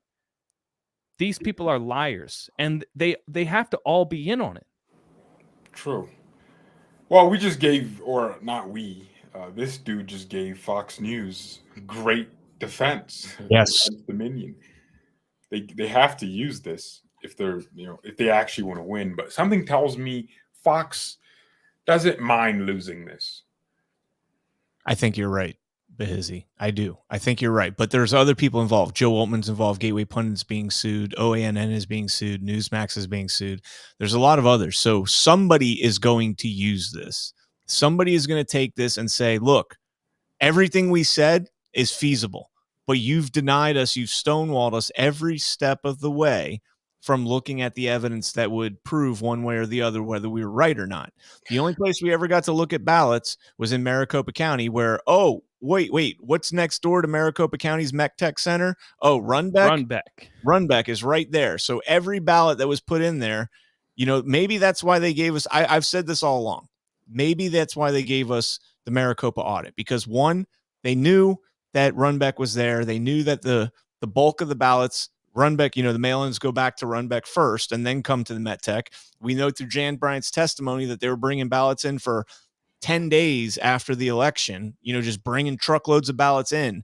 So maybe that's why they gave us Maricopa County, but they stonewalled us in Georgia and Antrim County. I mean, they didn't really give us Maricopa County. We had to fight in court. No, we still did have to fight. Yeah. You're right. And then we had a chicken farm go on fire. And they broke the chain of custody by loading up all the boxes into a box truck without any authorization from the Senate, and nobody knows who boxed them up or whether anybody inserted fake ballots, and then all the seals were broken and all that stuff. So did we really get an audit of the ballots? No. Nope. So is 2024 going to be safe and secure? Because no, man. You know why? You know why 2024 is going to be safe and secure? Because I've got 1,000 people watching now. We had 2,500 people watching. When I put this out on Gateway, we're going to get thousands and thousands more. And you guys are going to start calling your county clerks. Don't even deal with the state legislature right now. Go to your county clerks and send them these clips and say, look, I don't know if this happened in 2020 or not. The fact of the matter is this can happen. And you need to get to the bottom of it. You need to make sure that this is secure. Bring in outside resources if you have to. Obviously, your IT staff is not equipped to deal with this kind of technology, or they're complicit in it. There is gross negligence going on here. You know, when Mark Cook is saying that I was never stopped any step of the way to get in here and do this, that's terrifying, guys. Wow. And if we don't use this information to compel the county clerks to get rid of these machines and to get rid of the Eric voter roll system and all of the ways that elections are exploited, do you know what we're doing right now? If this doesn't result in actual changes being made, all we're doing now and for the past 2 years is putting all of these vulnerabilities on full display. And while we're waking up the American people, we're also telling these bad actors, these bad actors that would, I mean, again, we're talking about the biggest economy in the world, the most powerful nation in the world. There are so many people out there that would love to exploit these vulnerabilities. Yeah. And we're telling them, we're advertising how easy it is to rig the next election. So if we don't actually get rid of these machines, if we actually don't ban the Eric voter roll system, if we don't get rid of mail-in ballots. There's some progress, Eric, and all the states leaving. That's good news. I just hope they join something better, or at least just manage their own voter rolls. Well, I just wanted to finish that with CanCon. While we cannabis. While we still got Behizy here, let's play the last video so we can get a roundtable discussion about all of it before Behizy has to go get swole. Look at him blowing his chest out. Dude, there's 3 videos, bro. Your pecs are like on fire, man. Like, yeah. Give me a flex, bro. Come on. I you've been trying it the whole time. Give me a flex. You'll motivate me to get in the gym. Dude, I don't need a flex. Dude, I've been working out for a week and a half, man. You want to see a flex? I got to get back in the gym, bro. Okay, Nick. Come on. Okay. I'm about to bust through this shirt, man. Behizy, I could bench press you with one arm when I was in my peak, man. All right, let's go ahead and get into the next. Let's get in the next video here. This guy. And I want to play this because Nick this was is 11 minutes, man. This is outrageous. You know what? And you know what, Behizy? You're gonna have to listen to about 4 minutes of me on a soapbox. So deal with it. Let's go. You got somewhere else to be? You got something better to do? Yes. Then learn about how your country's being stolen. Nick, what's this guilt trap going on? Even though, hey, it's capable, we're talking about a $26 trillion economy. We're talking about ruling over a $26 trillion economy, having the hearsay one way or the other. We're talking about elected officials that are paid $170,000 a year, but are spending millions and millions and millions of dollars in order to win that office. Why do you think they are doing that? Do you think they would ever sell themselves short if the opportunity persisted for one person to just put something in a machine and never know anything would happen? And look at the stonewalling that we got in 2020. We still can't look at paper ballots in Fulton County. We still can't look at paper ballots or Splunk logs and routers and MAC addresses in Antrim County. We still can't look at the stuff, the Splunk logs and the routers in Maricopa County. We can't look at the poll pads. We can't talk to the ballot. There's no transparency. They tell us it's the safest ever. And Mark just showed you a USB stick in the computer, done deal. Don't need to do anything else. The check's in the mail. This is not, guys, this is not safe. It doesn't matter if it happened or not. It's the fact that it can happen. It's compromised. It's compromisable. This is unreal. Let me tell you even how bad it is. I know I've probably surprised you a little bit, but I'll give you another surprise. Oh, there it goes. In 2021, I was considering running for Secretary of State of Colorado. And I decided the best way to know what I'm getting myself into is to talk to other secretaries of state. So I saw an opportunity to go to the NAS conference, the National Association for Secretary of State conference, where all the secretaries were going to be all around the country. They were all coming to a conference. So I bought a ticket, got the plane ticket, and flew out, hotel, the whole deal for 4 days. And I figured this is going to be awesome. I'm going to be able to meet all these secretaries. I'm going to ask them how to run a good campaign. I'm going to ask them how to be the best Secretary of State I could possibly be for my state of Colorado. So I get there and I walk up to check in and they throw a box of masks almost in my face, one of these, shake it. So I said, I'd rather see smiling faces than masks, but if I have to wear one, I'll wear one. So I put the mask on. I figured better to be there than not be there. Put the mask on and then got my badge, my lanyard. Oh, I should have brought it. It was beautiful. It's a Runbeck lanyard. It's got Runbeck all down the side because all our voting system vendors host this conference. So ESNS were there, Heart was there, Unison was there, Run Back. Dominion. Yeah. Very extravagant, very nice conference. And so I walk in to the, let's see here. My friend actually showed up. She was looking to run as well in her state. And we get in the elevator after I pick her up downstairs in the lobby. And we're in the elevator, and these two women get in the elevator with us. I didn't know who they were. So my friend and I are on the left side of the elevator, and these two women are on the right side. And one of the women on the far right has her head up against the elevator wall as far away from me as she could get, which is very odd. And I looked over. I thought she was just tired. So I look over and I said, hey, are you a Secretary of State? And she turns her head and goes, yes. And then head up against the elevator wall again. I look at my friend like, what was that? So I turned again. I was curious what state. So I said, may I ask you what state? She turns her head and goes, Arizona. I knew it. Head back up against the elevator wall. So the elevator door opens and those two women beeline off. And my friend and I look at each other like, what just happened? And he's not black. What was that? So we leave and go into the first room that they had. It was kind of an open room with a whole bunch of tables set up in it, a bunch of round tables. And directly ahead in the room, I see, I think 3 or 4 tables with 2x4s on the table vertically. So 2x4 vertical on a Lazy Susan, so you could rotate it. And in the 2x4, you look confused, and you should be, because I was confused too. In the 2x4 are door locks. There was a lock picking class for Secretary of State. I was just texting somebody to say, can I ask about the lock picking class at the Secretary of State's conference? I'm glad you brought it up. Yep, it was a lock picking class. I've been keeping that inside for 2 years, guys. Exactly why? It gets better.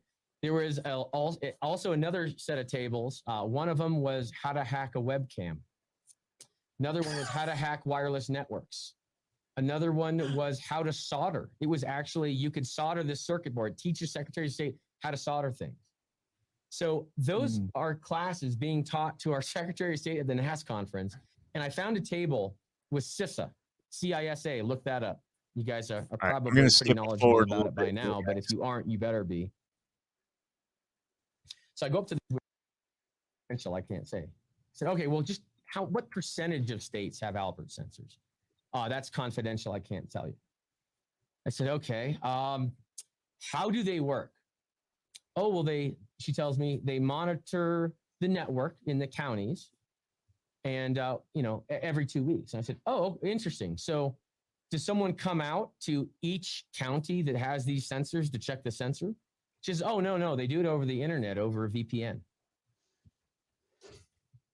And I said, wait a minute. So you're telling me that these sensors monitor the county election systems that aren't supposed to be connected to the internet, but the Albert sensors are connected to the internet?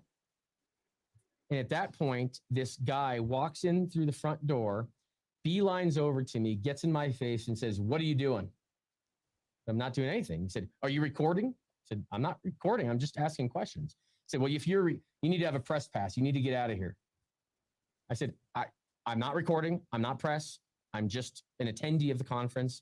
I'll just go somewhere else. So I turned around and I went to some other tables. So about 40 minutes later or so, I'm out in the hall talking to the vendors, asking them about their software products to see which one I might want to use as a Secretary of State. And all of a sudden, I hear a whole bunch of commotion behind me. And I'm in the middle of a sentence, so I didn't want to be rude to the guy I was talking to. But as soon as I'm done, and I turn, and the director of the NAS conference says, hey, Mark, can you come with me, please? I've only been there a couple hours at this point. And I'm thinking, what's going on? This is really strange. So I walked over with her to the escalator area, and I said, what can I help you with? She says, Mark, I'm really sorry, but I'm going to have to ask you to leave the conference. I said, what are you talking about? Why would I have to leave the conference? What happened? She says, well, the secretaries don't want you here. So what do you mean the secretaries don't want me here? What happened? She says, well, true story. I remember this when you told me last time. Said, well, you've been caught harassing someone about a mask. You were caught recording, which I wasn't, and I didn't harass anyone, and you attacked a secretary in the elevator, is what she told me. I said, I absolutely, under no circumstances, attacked anyone. My friend that is right here by my side was in that elevator, and she can tell you. And my friend did tell her exactly what happened. And I said, I didn't record anything. I said, would you like to see my phone? I'll hand you my phone. You can look through my phone. She said, yeah, actually, I would like to. And I said, okay, here you go. Handed her my phone. She looked through it. And then tears started running down her face. And my friend looked at her and said, because we knew what was going on. My friend looked at her and said, this is really hard for you, isn't it? And that poor director of the NAS conference was sitting there crying in front of us. And she nodded yes. And she wiped up her tears and said, please wait here. Let me see what I can do. And she came back about 20 minutes later again and said, okay, you can stay, but please do not take your phone out of your pocket. Do not talk to anyone.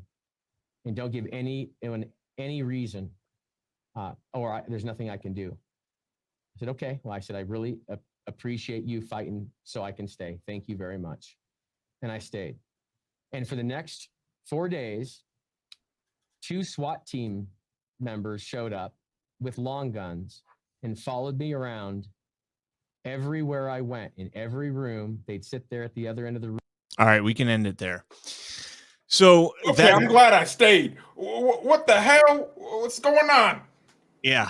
Why do secretaries of state need to know how to pick locks, hack webcams, hack networks? And what was the fourth one? Hack webcams. Harassed in elevators. That's the more. No. There's a fourth one. It was pick locks, hack webcams, hack networks, and there was a fourth one. Solder circuit boards. Why do secretaries of state need to know any of that? Dude, hold on. Let's address what I believe is the pressing matter here. Katie Hobbs has not only fired someone for being black and discriminated and not paid them enough. She is now, is he Latino? Because he does look a little bit Latino. No, he's not. I mean, his last name's Cook, so probably not. Okay. So he ran from a black reporter too. Don't forget that. And she has accused a man of sexual harassment. And they had this man with SWAT. Nah. This. I think Katie Hobbs has been hanging out with the AOC too much. Nah. Dude, no.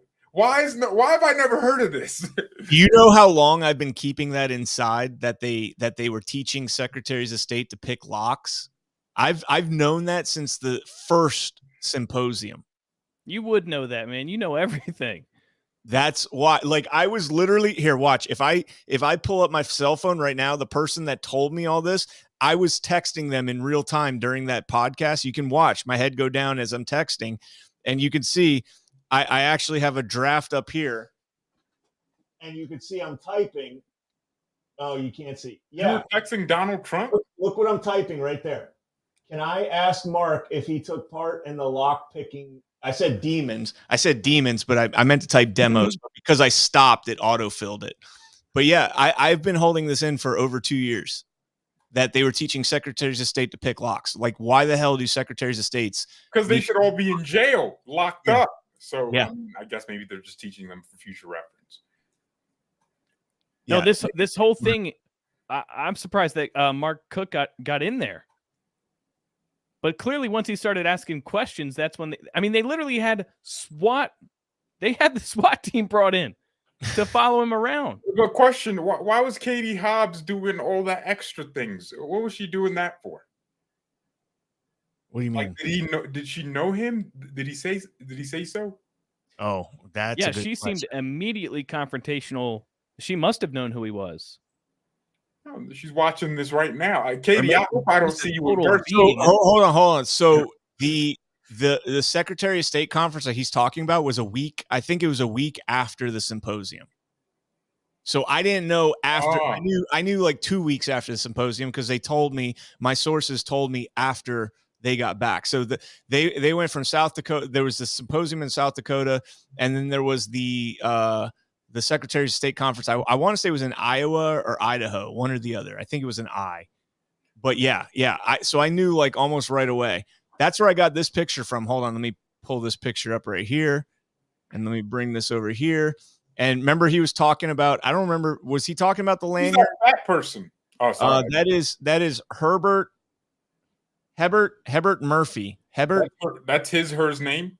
Hebert Murphy.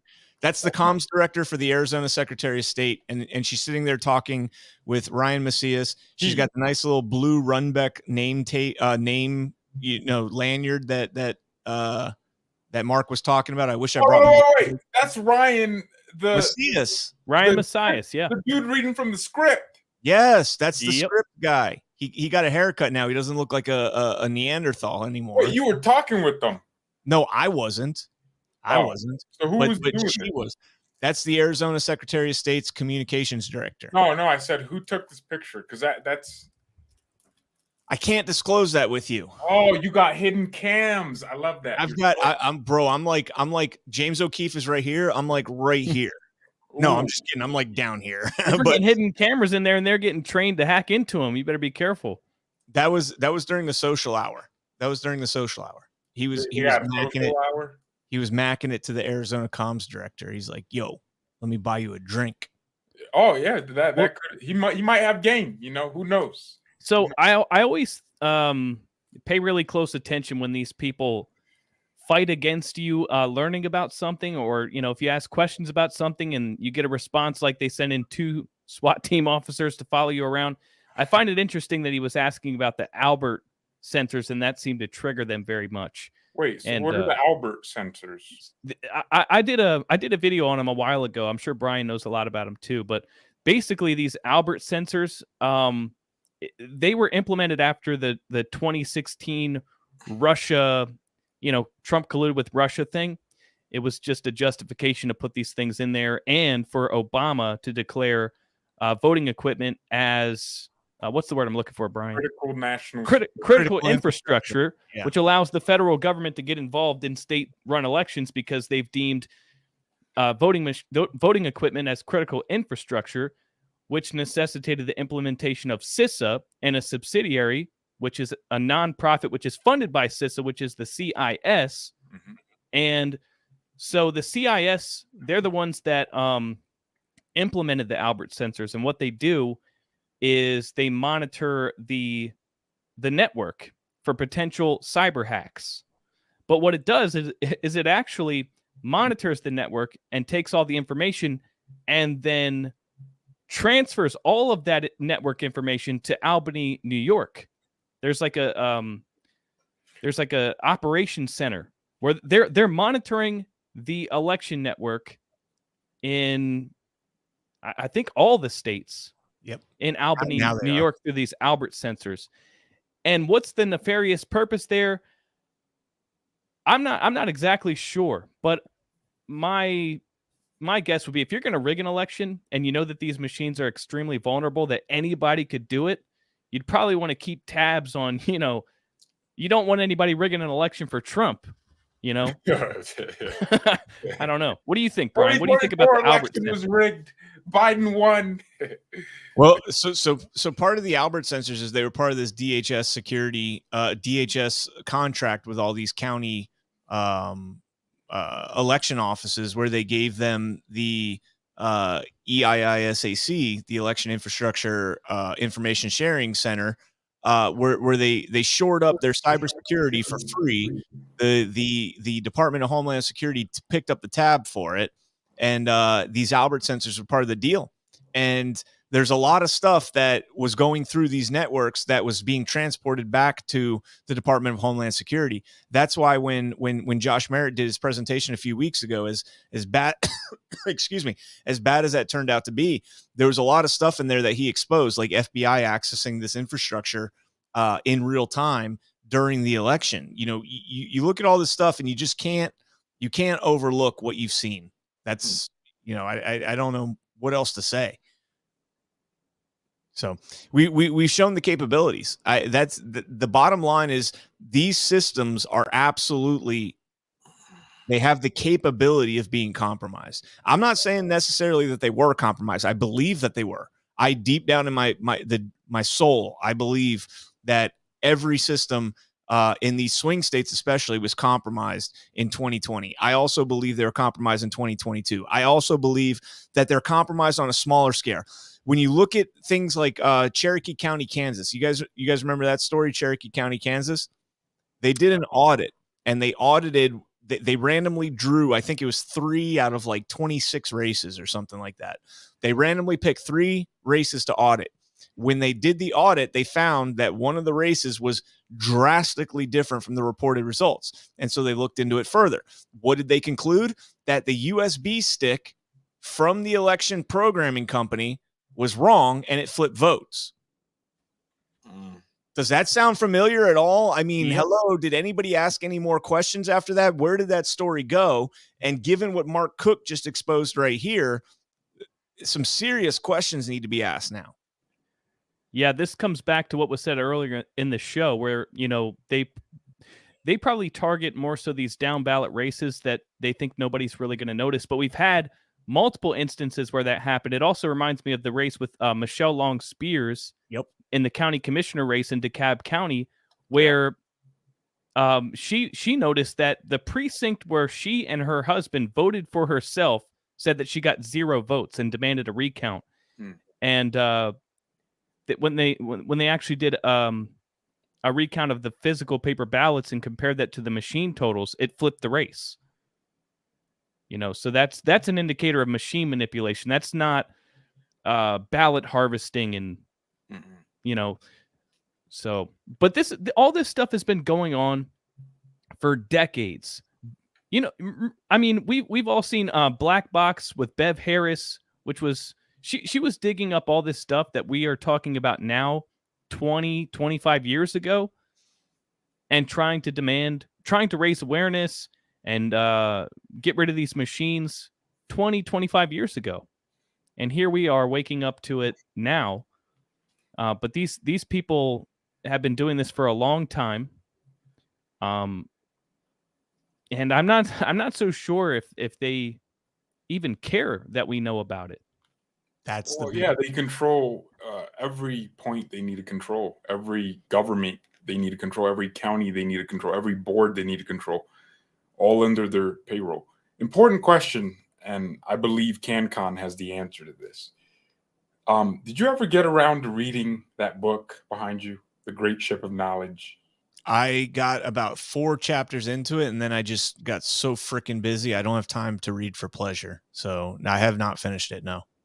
You're a better man than me. I opened the page, man. Bill, I don't know what I don't even get the book. I don't understand what it's about.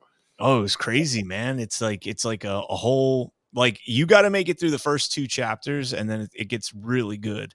Like I'm going to read the whole thing over again when all this is said and done after 2024, when I can take a week off and go sit on the beach over on the West Coast somewhere and relax. Hold on. You think you're going to take a week off after 2024?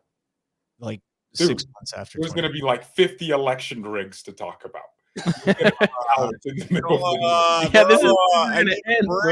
There's going to be hearings to cover. Boy, you don't even know what you're talking about. I took 5 days to go out to Colorado and hang out in your state. And you barely had fun because there was news every 2 seconds. That's a good point. There was so much news. Like, and there wasn't even an election cycle. I know, man. That's a good point. I don't know how you do it, man.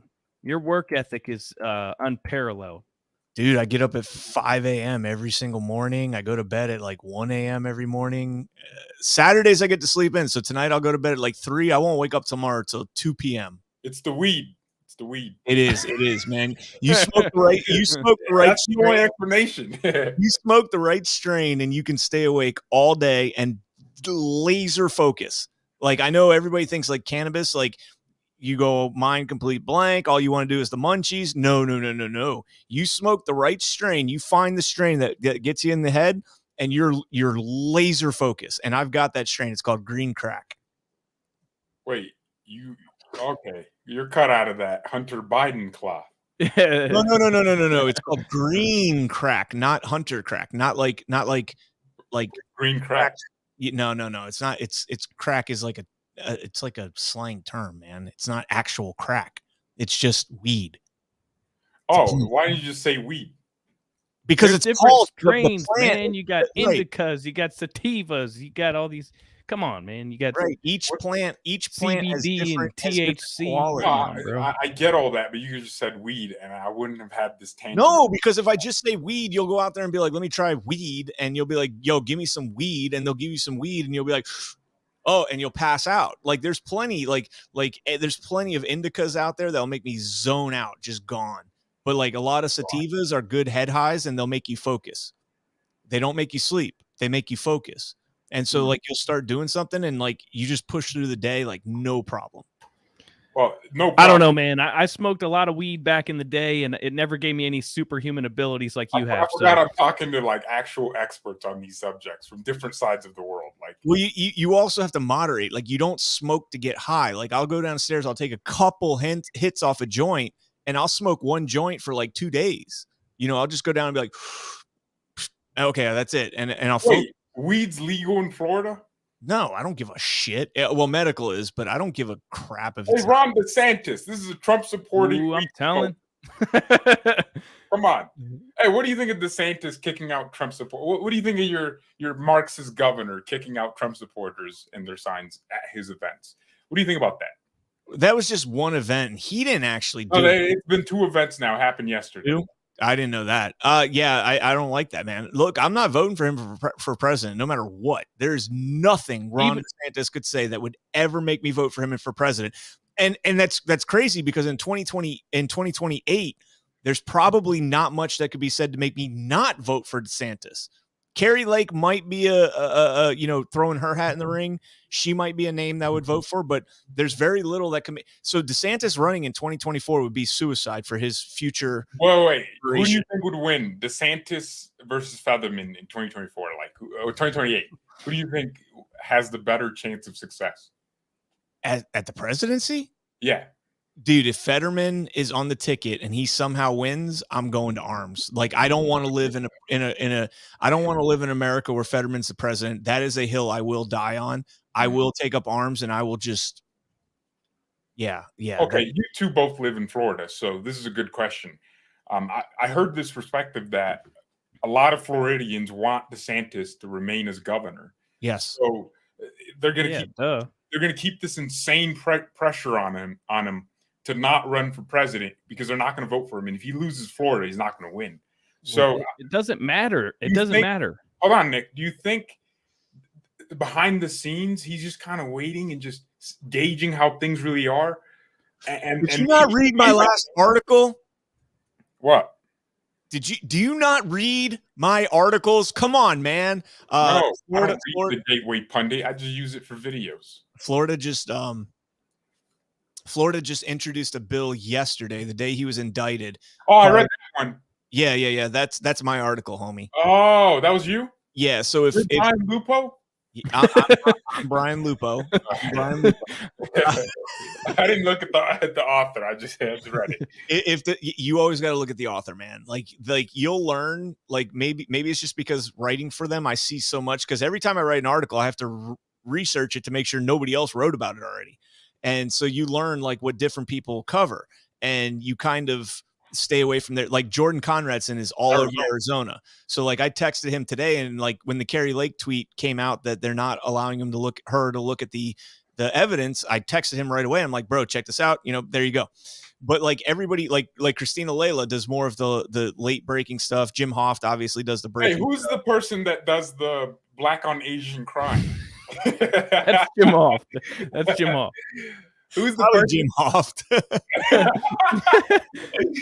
It's so hilarious. It's like, oh no, me and George had a running joke about that. Like back when they were saying that, there was a bunch of xenophobic white on Asian crime. It was like Jim Hoft was trying to be like, no, it's actually black people.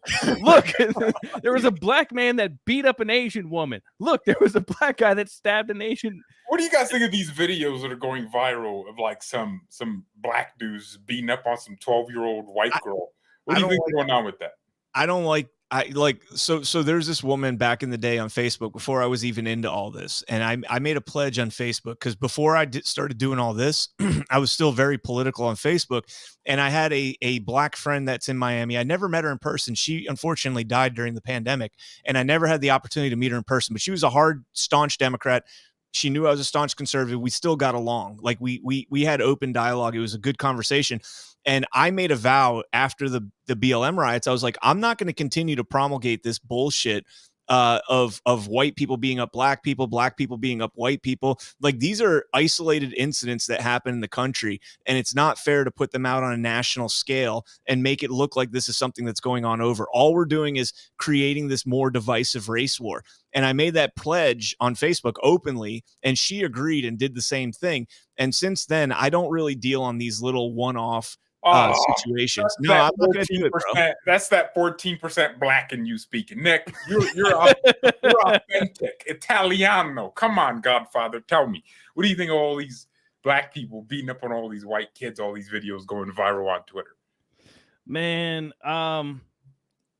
what do you want me to say, man? Like, I want you to get canceled, Nick. That's what I'm black people, they represent 12% of the population and commit 50% of the violent crime in this country. Okay, Nick Fuentes. That's Ben Shapiro. What do you think about it, Behizy? As a black man, what do you think about it? Well, I agree with you, Brian, that it is building this narrative that there really is a race war. You know, and Scott Adams said white people should stay away from black people. So now we're going back to segregation. Right? That's the solution here. Yeah, I think it's the same thing. It's the same way I view it when I see white cops beating on a black guy. I don't see it as it's because of his race. I see it. I try to understand what happened. Maybe that white 12-year-old girl went up to those dudes and said the N-word. I don't know. Maybe she said the N-word and they just had to, jab her real quick like Floyd Mayweather. I don't know. But does that mean you get jabbed though? Like what's that? Could be a hook, right hand, straight.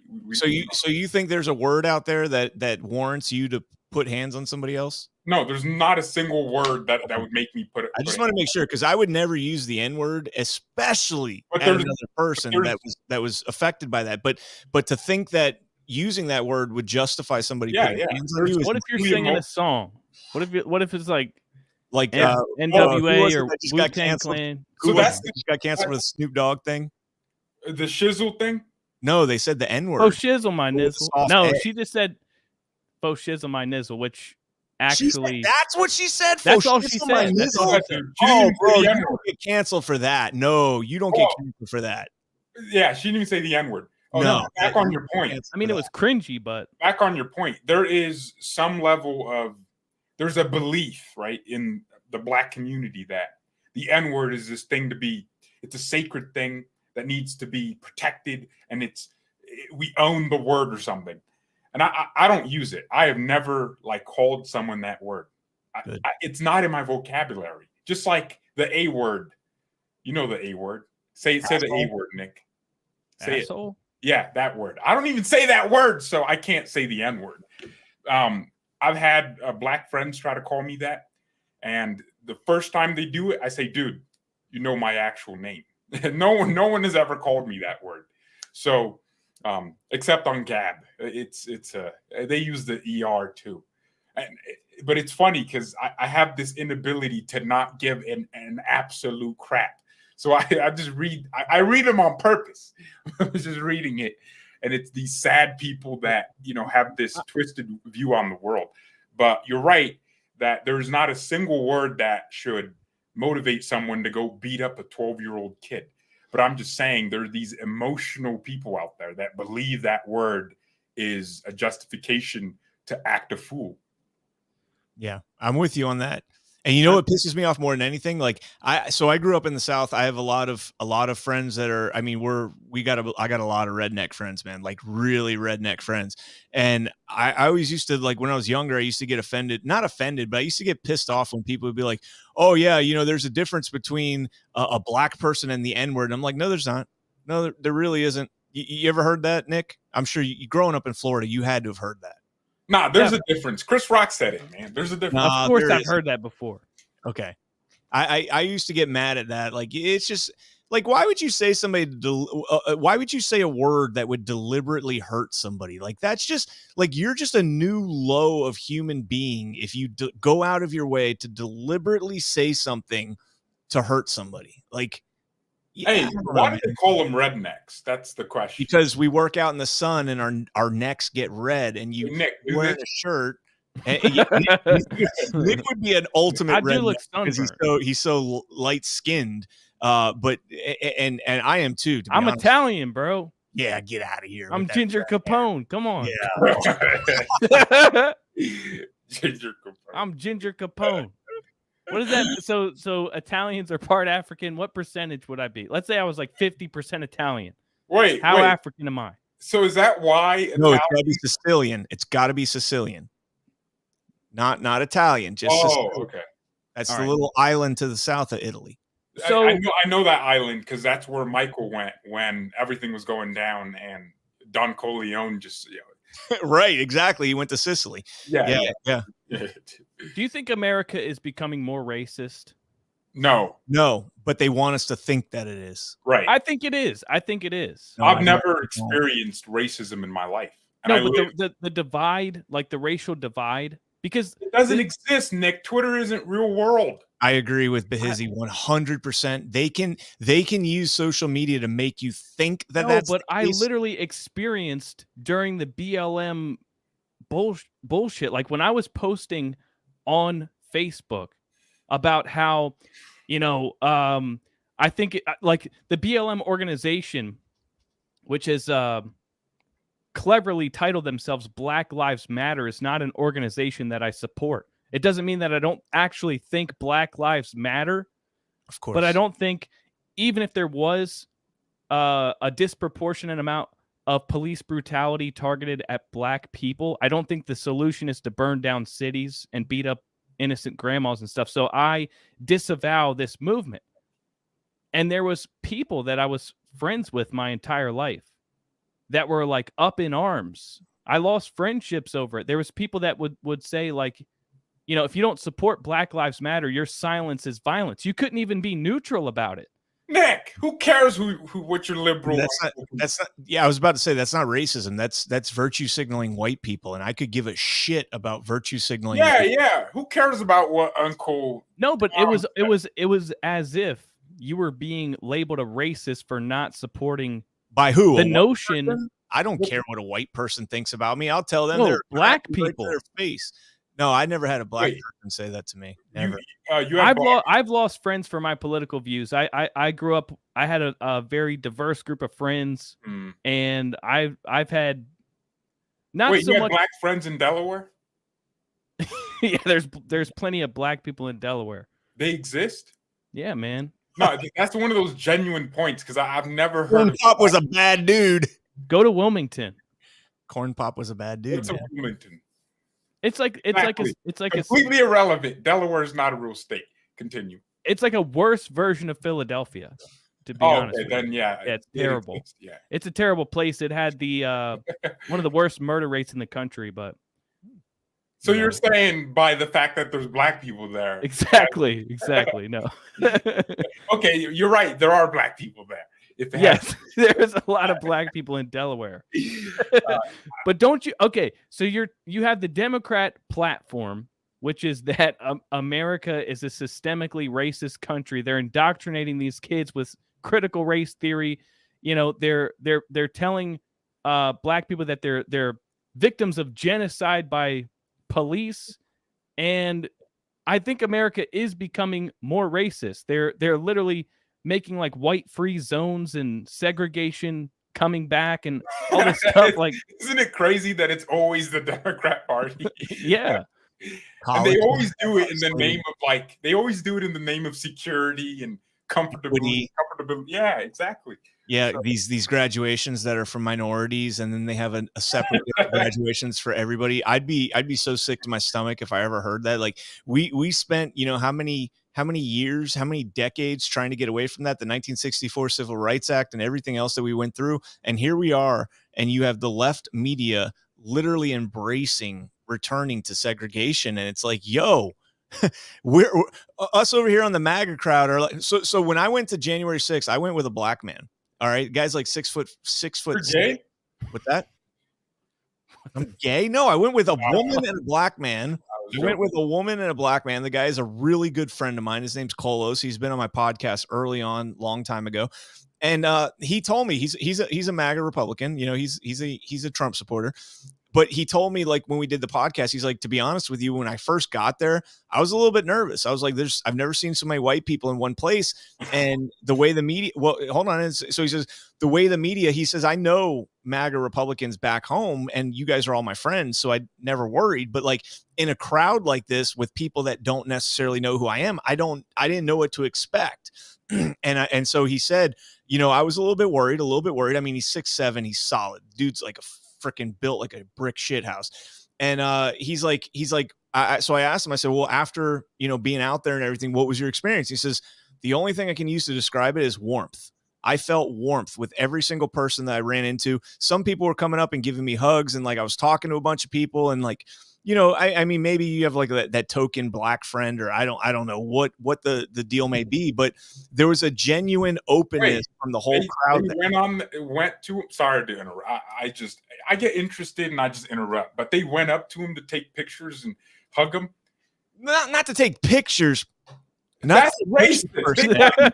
Racist. They thought he was LeBron James. No, MAGA loves man at J6. I want a picture. No, MAGA loves black man. They thought he was Kobe Bryant, man. No, but that's why they're doing that. He's 6'7". He's black. You know, we've gone to restaurants before where people think he played for the Dolphins. Exactly. Like we would get like free food because he's 6'7". He's built like a linebacker. The dude is like solid. And we would go to restaurants and he would get like free food. Like people would be like, oh, you don't have to pay here. Can you sign this helmet? He signed helmets before. He signed. I told you. So it is right. Nick, you're right. You're absolutely right. Of course, Nick is right, as always. It is getting more racist. The fact that they're taking pictures of him like he's some celebrity. What's the definition of racism? Taking pictures of tall black people think they're LeBron. You have to think that another race is inferior to you. How does that make it seem like the race is inferior? Okay. So because I was about to say, I think I've become more racist. I think I have. I haven't though, based on that definition. But the reason I think the country is becoming more racist is because I grew up not giving a rat's ass what skin color you were, but with all this like political rhetoric from the Democrats and the radicalization of like with the BLM movement and stuff, I found myself like feeling like almost stereotyping. If somebody was black and they were a liberal, I would assume that they were thinking like I'm the devil because I'm white. Yeah, but so then I felt uncomfortable, and I'm like, why am I thinking about this shit? I never. This is how I know that this is making things worse. It's manufactured dividing. It might. So this is going to sound kind of shitty at the same time, but like when I go out in public, like I live in a place that has probably like a bigger black population than most places. So they make up blacks make up 13% of the population. We're probably closer to like 25% where I live. And whenever I'm out in public, what's that? Why you got to call them blacks? Yeah, African American. They're not all African. We have a lot of Dominicans down here that are black. It'd actually be more racist to call them African Americans. They're blacks. Yeah, I'm a white brown. You live in Florida. You should know this, Nick. So, anyways, my point is when I go out in public, like I find myself like I feel like I need to show them that, you know, like, look, I'm half the time when I go out, I'm wearing pro gun shirts. I used to have a company called Gun Up, and I have a ton of shirts from Gun Up that are like, you know, I got my AR-15 hoodie. I've got a beard. I'm usually wearing like Trump, you know, I'll have something Trump on or whatever.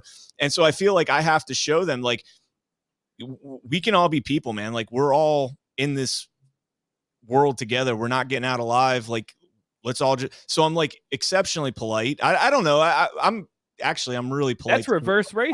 No, it's not. Because I'm actually polite to everybody, but like I don't know. I just feel like you got to make it a point. The stigma. Well, it's not that I want to make it a point, but it's like they go home and all they hear is, black on white, white on black, white on black. Blacks hate whites, whites hate blacks. That's all they hear in the mainstream. And it's like, this is my opportunity out in public to show people like, hey, we're all just human beings, man. Like, we don't give a shit. I never, like, it doesn't matter what color you are, man. It doesn't matter if you're Hispanic or whatever. If you're a good person, I'll be a good person right back to you.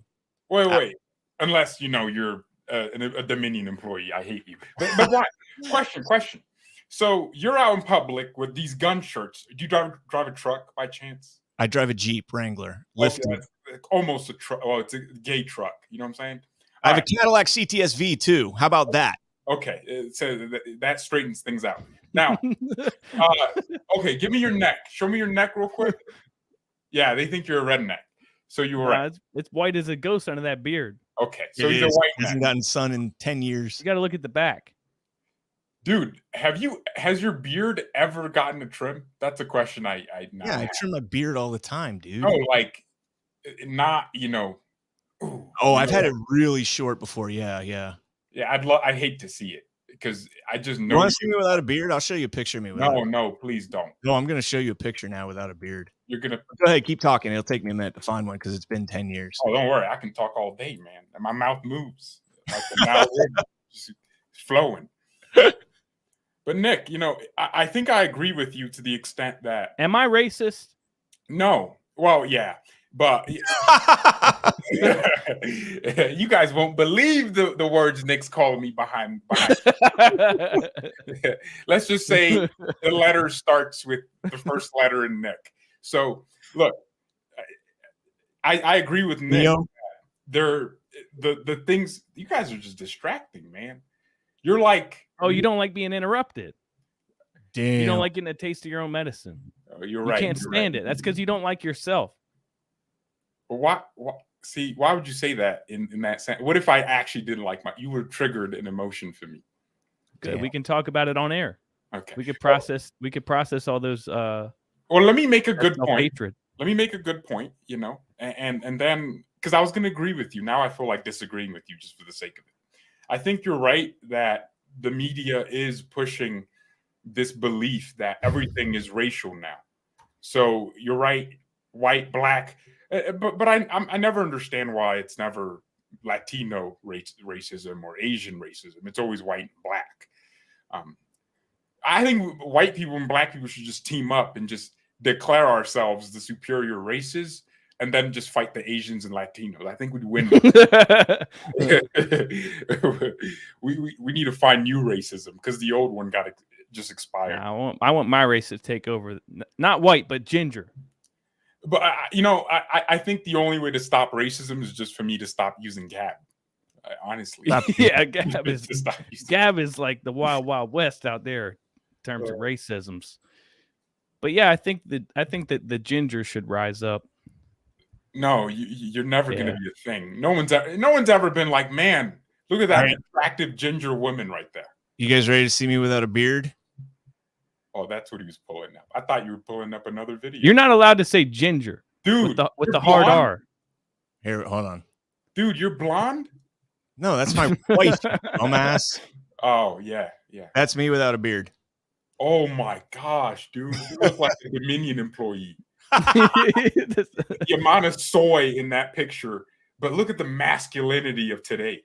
Yeah, keep the beard. Don't. I wouldn't even recognize. Actually, you were a good-looking man. No homo. You look good, Brian. Well, thanks. No, yeah, I just didn't expect you to become a QAnon junkie. You know what I'm saying? I am not. Okay, I'm not a QAnon junkie per se. I dabble in Q. I have an appreciation for it. I think you should probably dabble in a little bit. You need to come out of the closet an anon. No, yeah, you need to, man. I dabble in. I got more work to do, but we've got more tweet, man. One more. That's like a straight guy being like, "Yeah, I dabble in dudes," but yeah. How does it go? Dabble in a little butt, but an online organization. I did not inhale. I'm tired of exercising my lips. This was a great stream. I appreciate Bryant. All right. The All king. right, we're going to go ahead and wrap this up because I do have to jump over. I got to watch some other shit tonight. There's a lot of stuff. I got to keep up with everything. So, guys, it was great to see you guys again. Seriously, I missed the shit out of you guys. Yeah, we got to do this more often, man. You went pro. You're hard to get a hold of. Actually, you're not at all. You're not at all. You're not at all. I'm hard to get a hold of. You for a week, and I I can't don't get have a your work response. ethic, man. Come on, man. I've been texting you for a week, and I haven't gotten a response. I'm like, I man, do 4 maybe shows a Nick week hates me now, and I'm like struggling. And then you want me to do extra shows, and I got responsibilities at home and stuff. And Oh, Nick, how's fatherhood treating you? Van's probably sleeping. He probably doesn't even poop anymore. Chill. He Quit is using sleeping. Van. He's like 2 years old now. he doesn't poop anymore. Well, like, on his diaper. Is he walking yet? Oh yeah, he's running. Oh, geez. He's insane. He's crazy, man. He's like, I don't know. It's my first kid, so I don't have anything to compare it to. But he's insane, dude. He'll climb up on the bed and then just run straight off. Doesn't. Does he talk yet?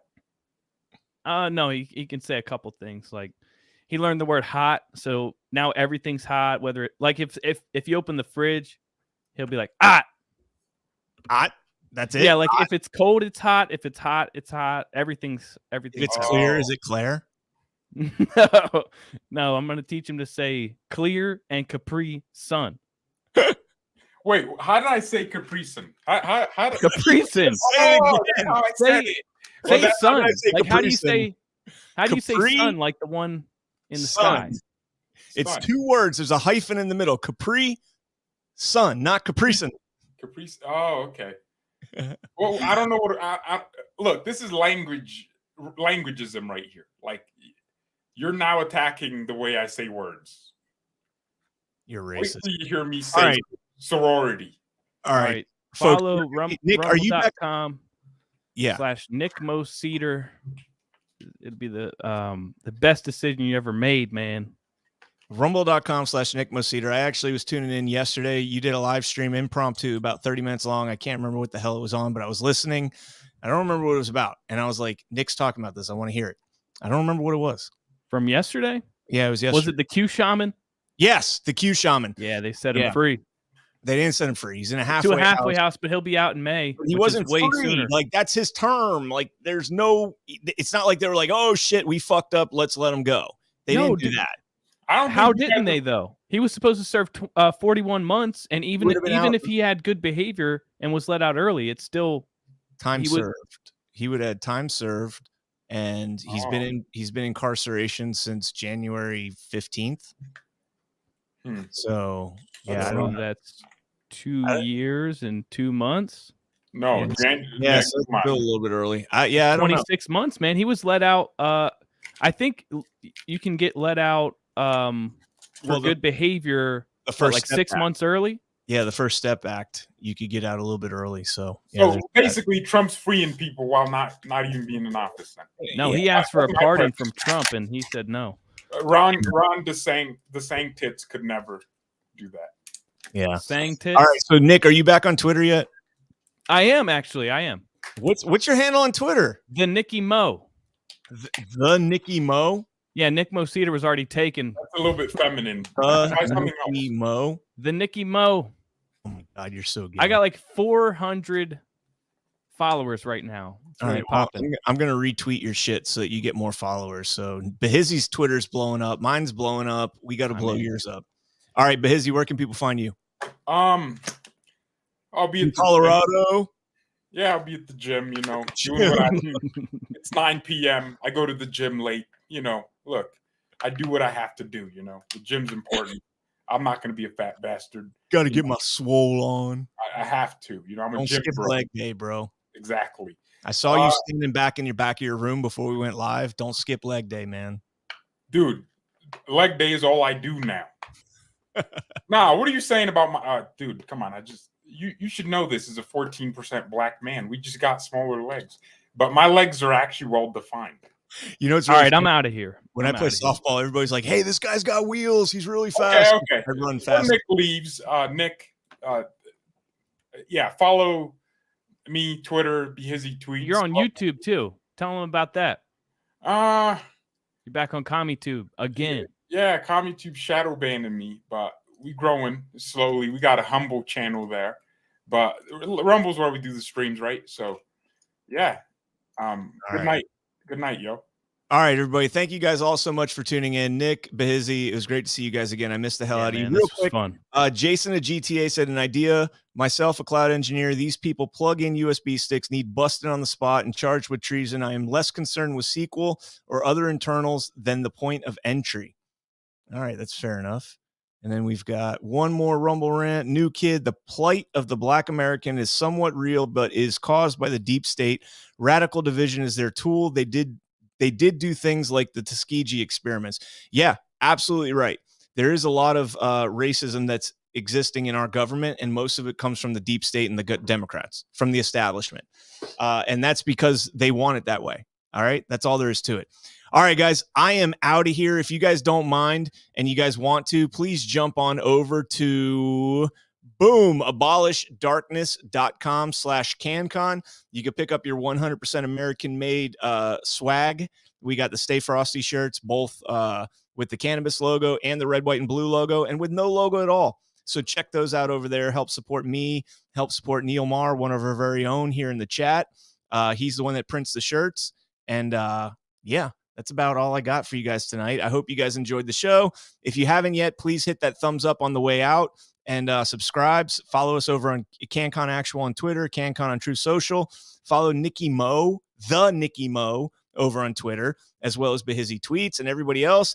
And yeah, that's all I got. Love you guys. Stay frosty. God bless each and every one of you. God bless America. Make the fortune cookie country pay for this.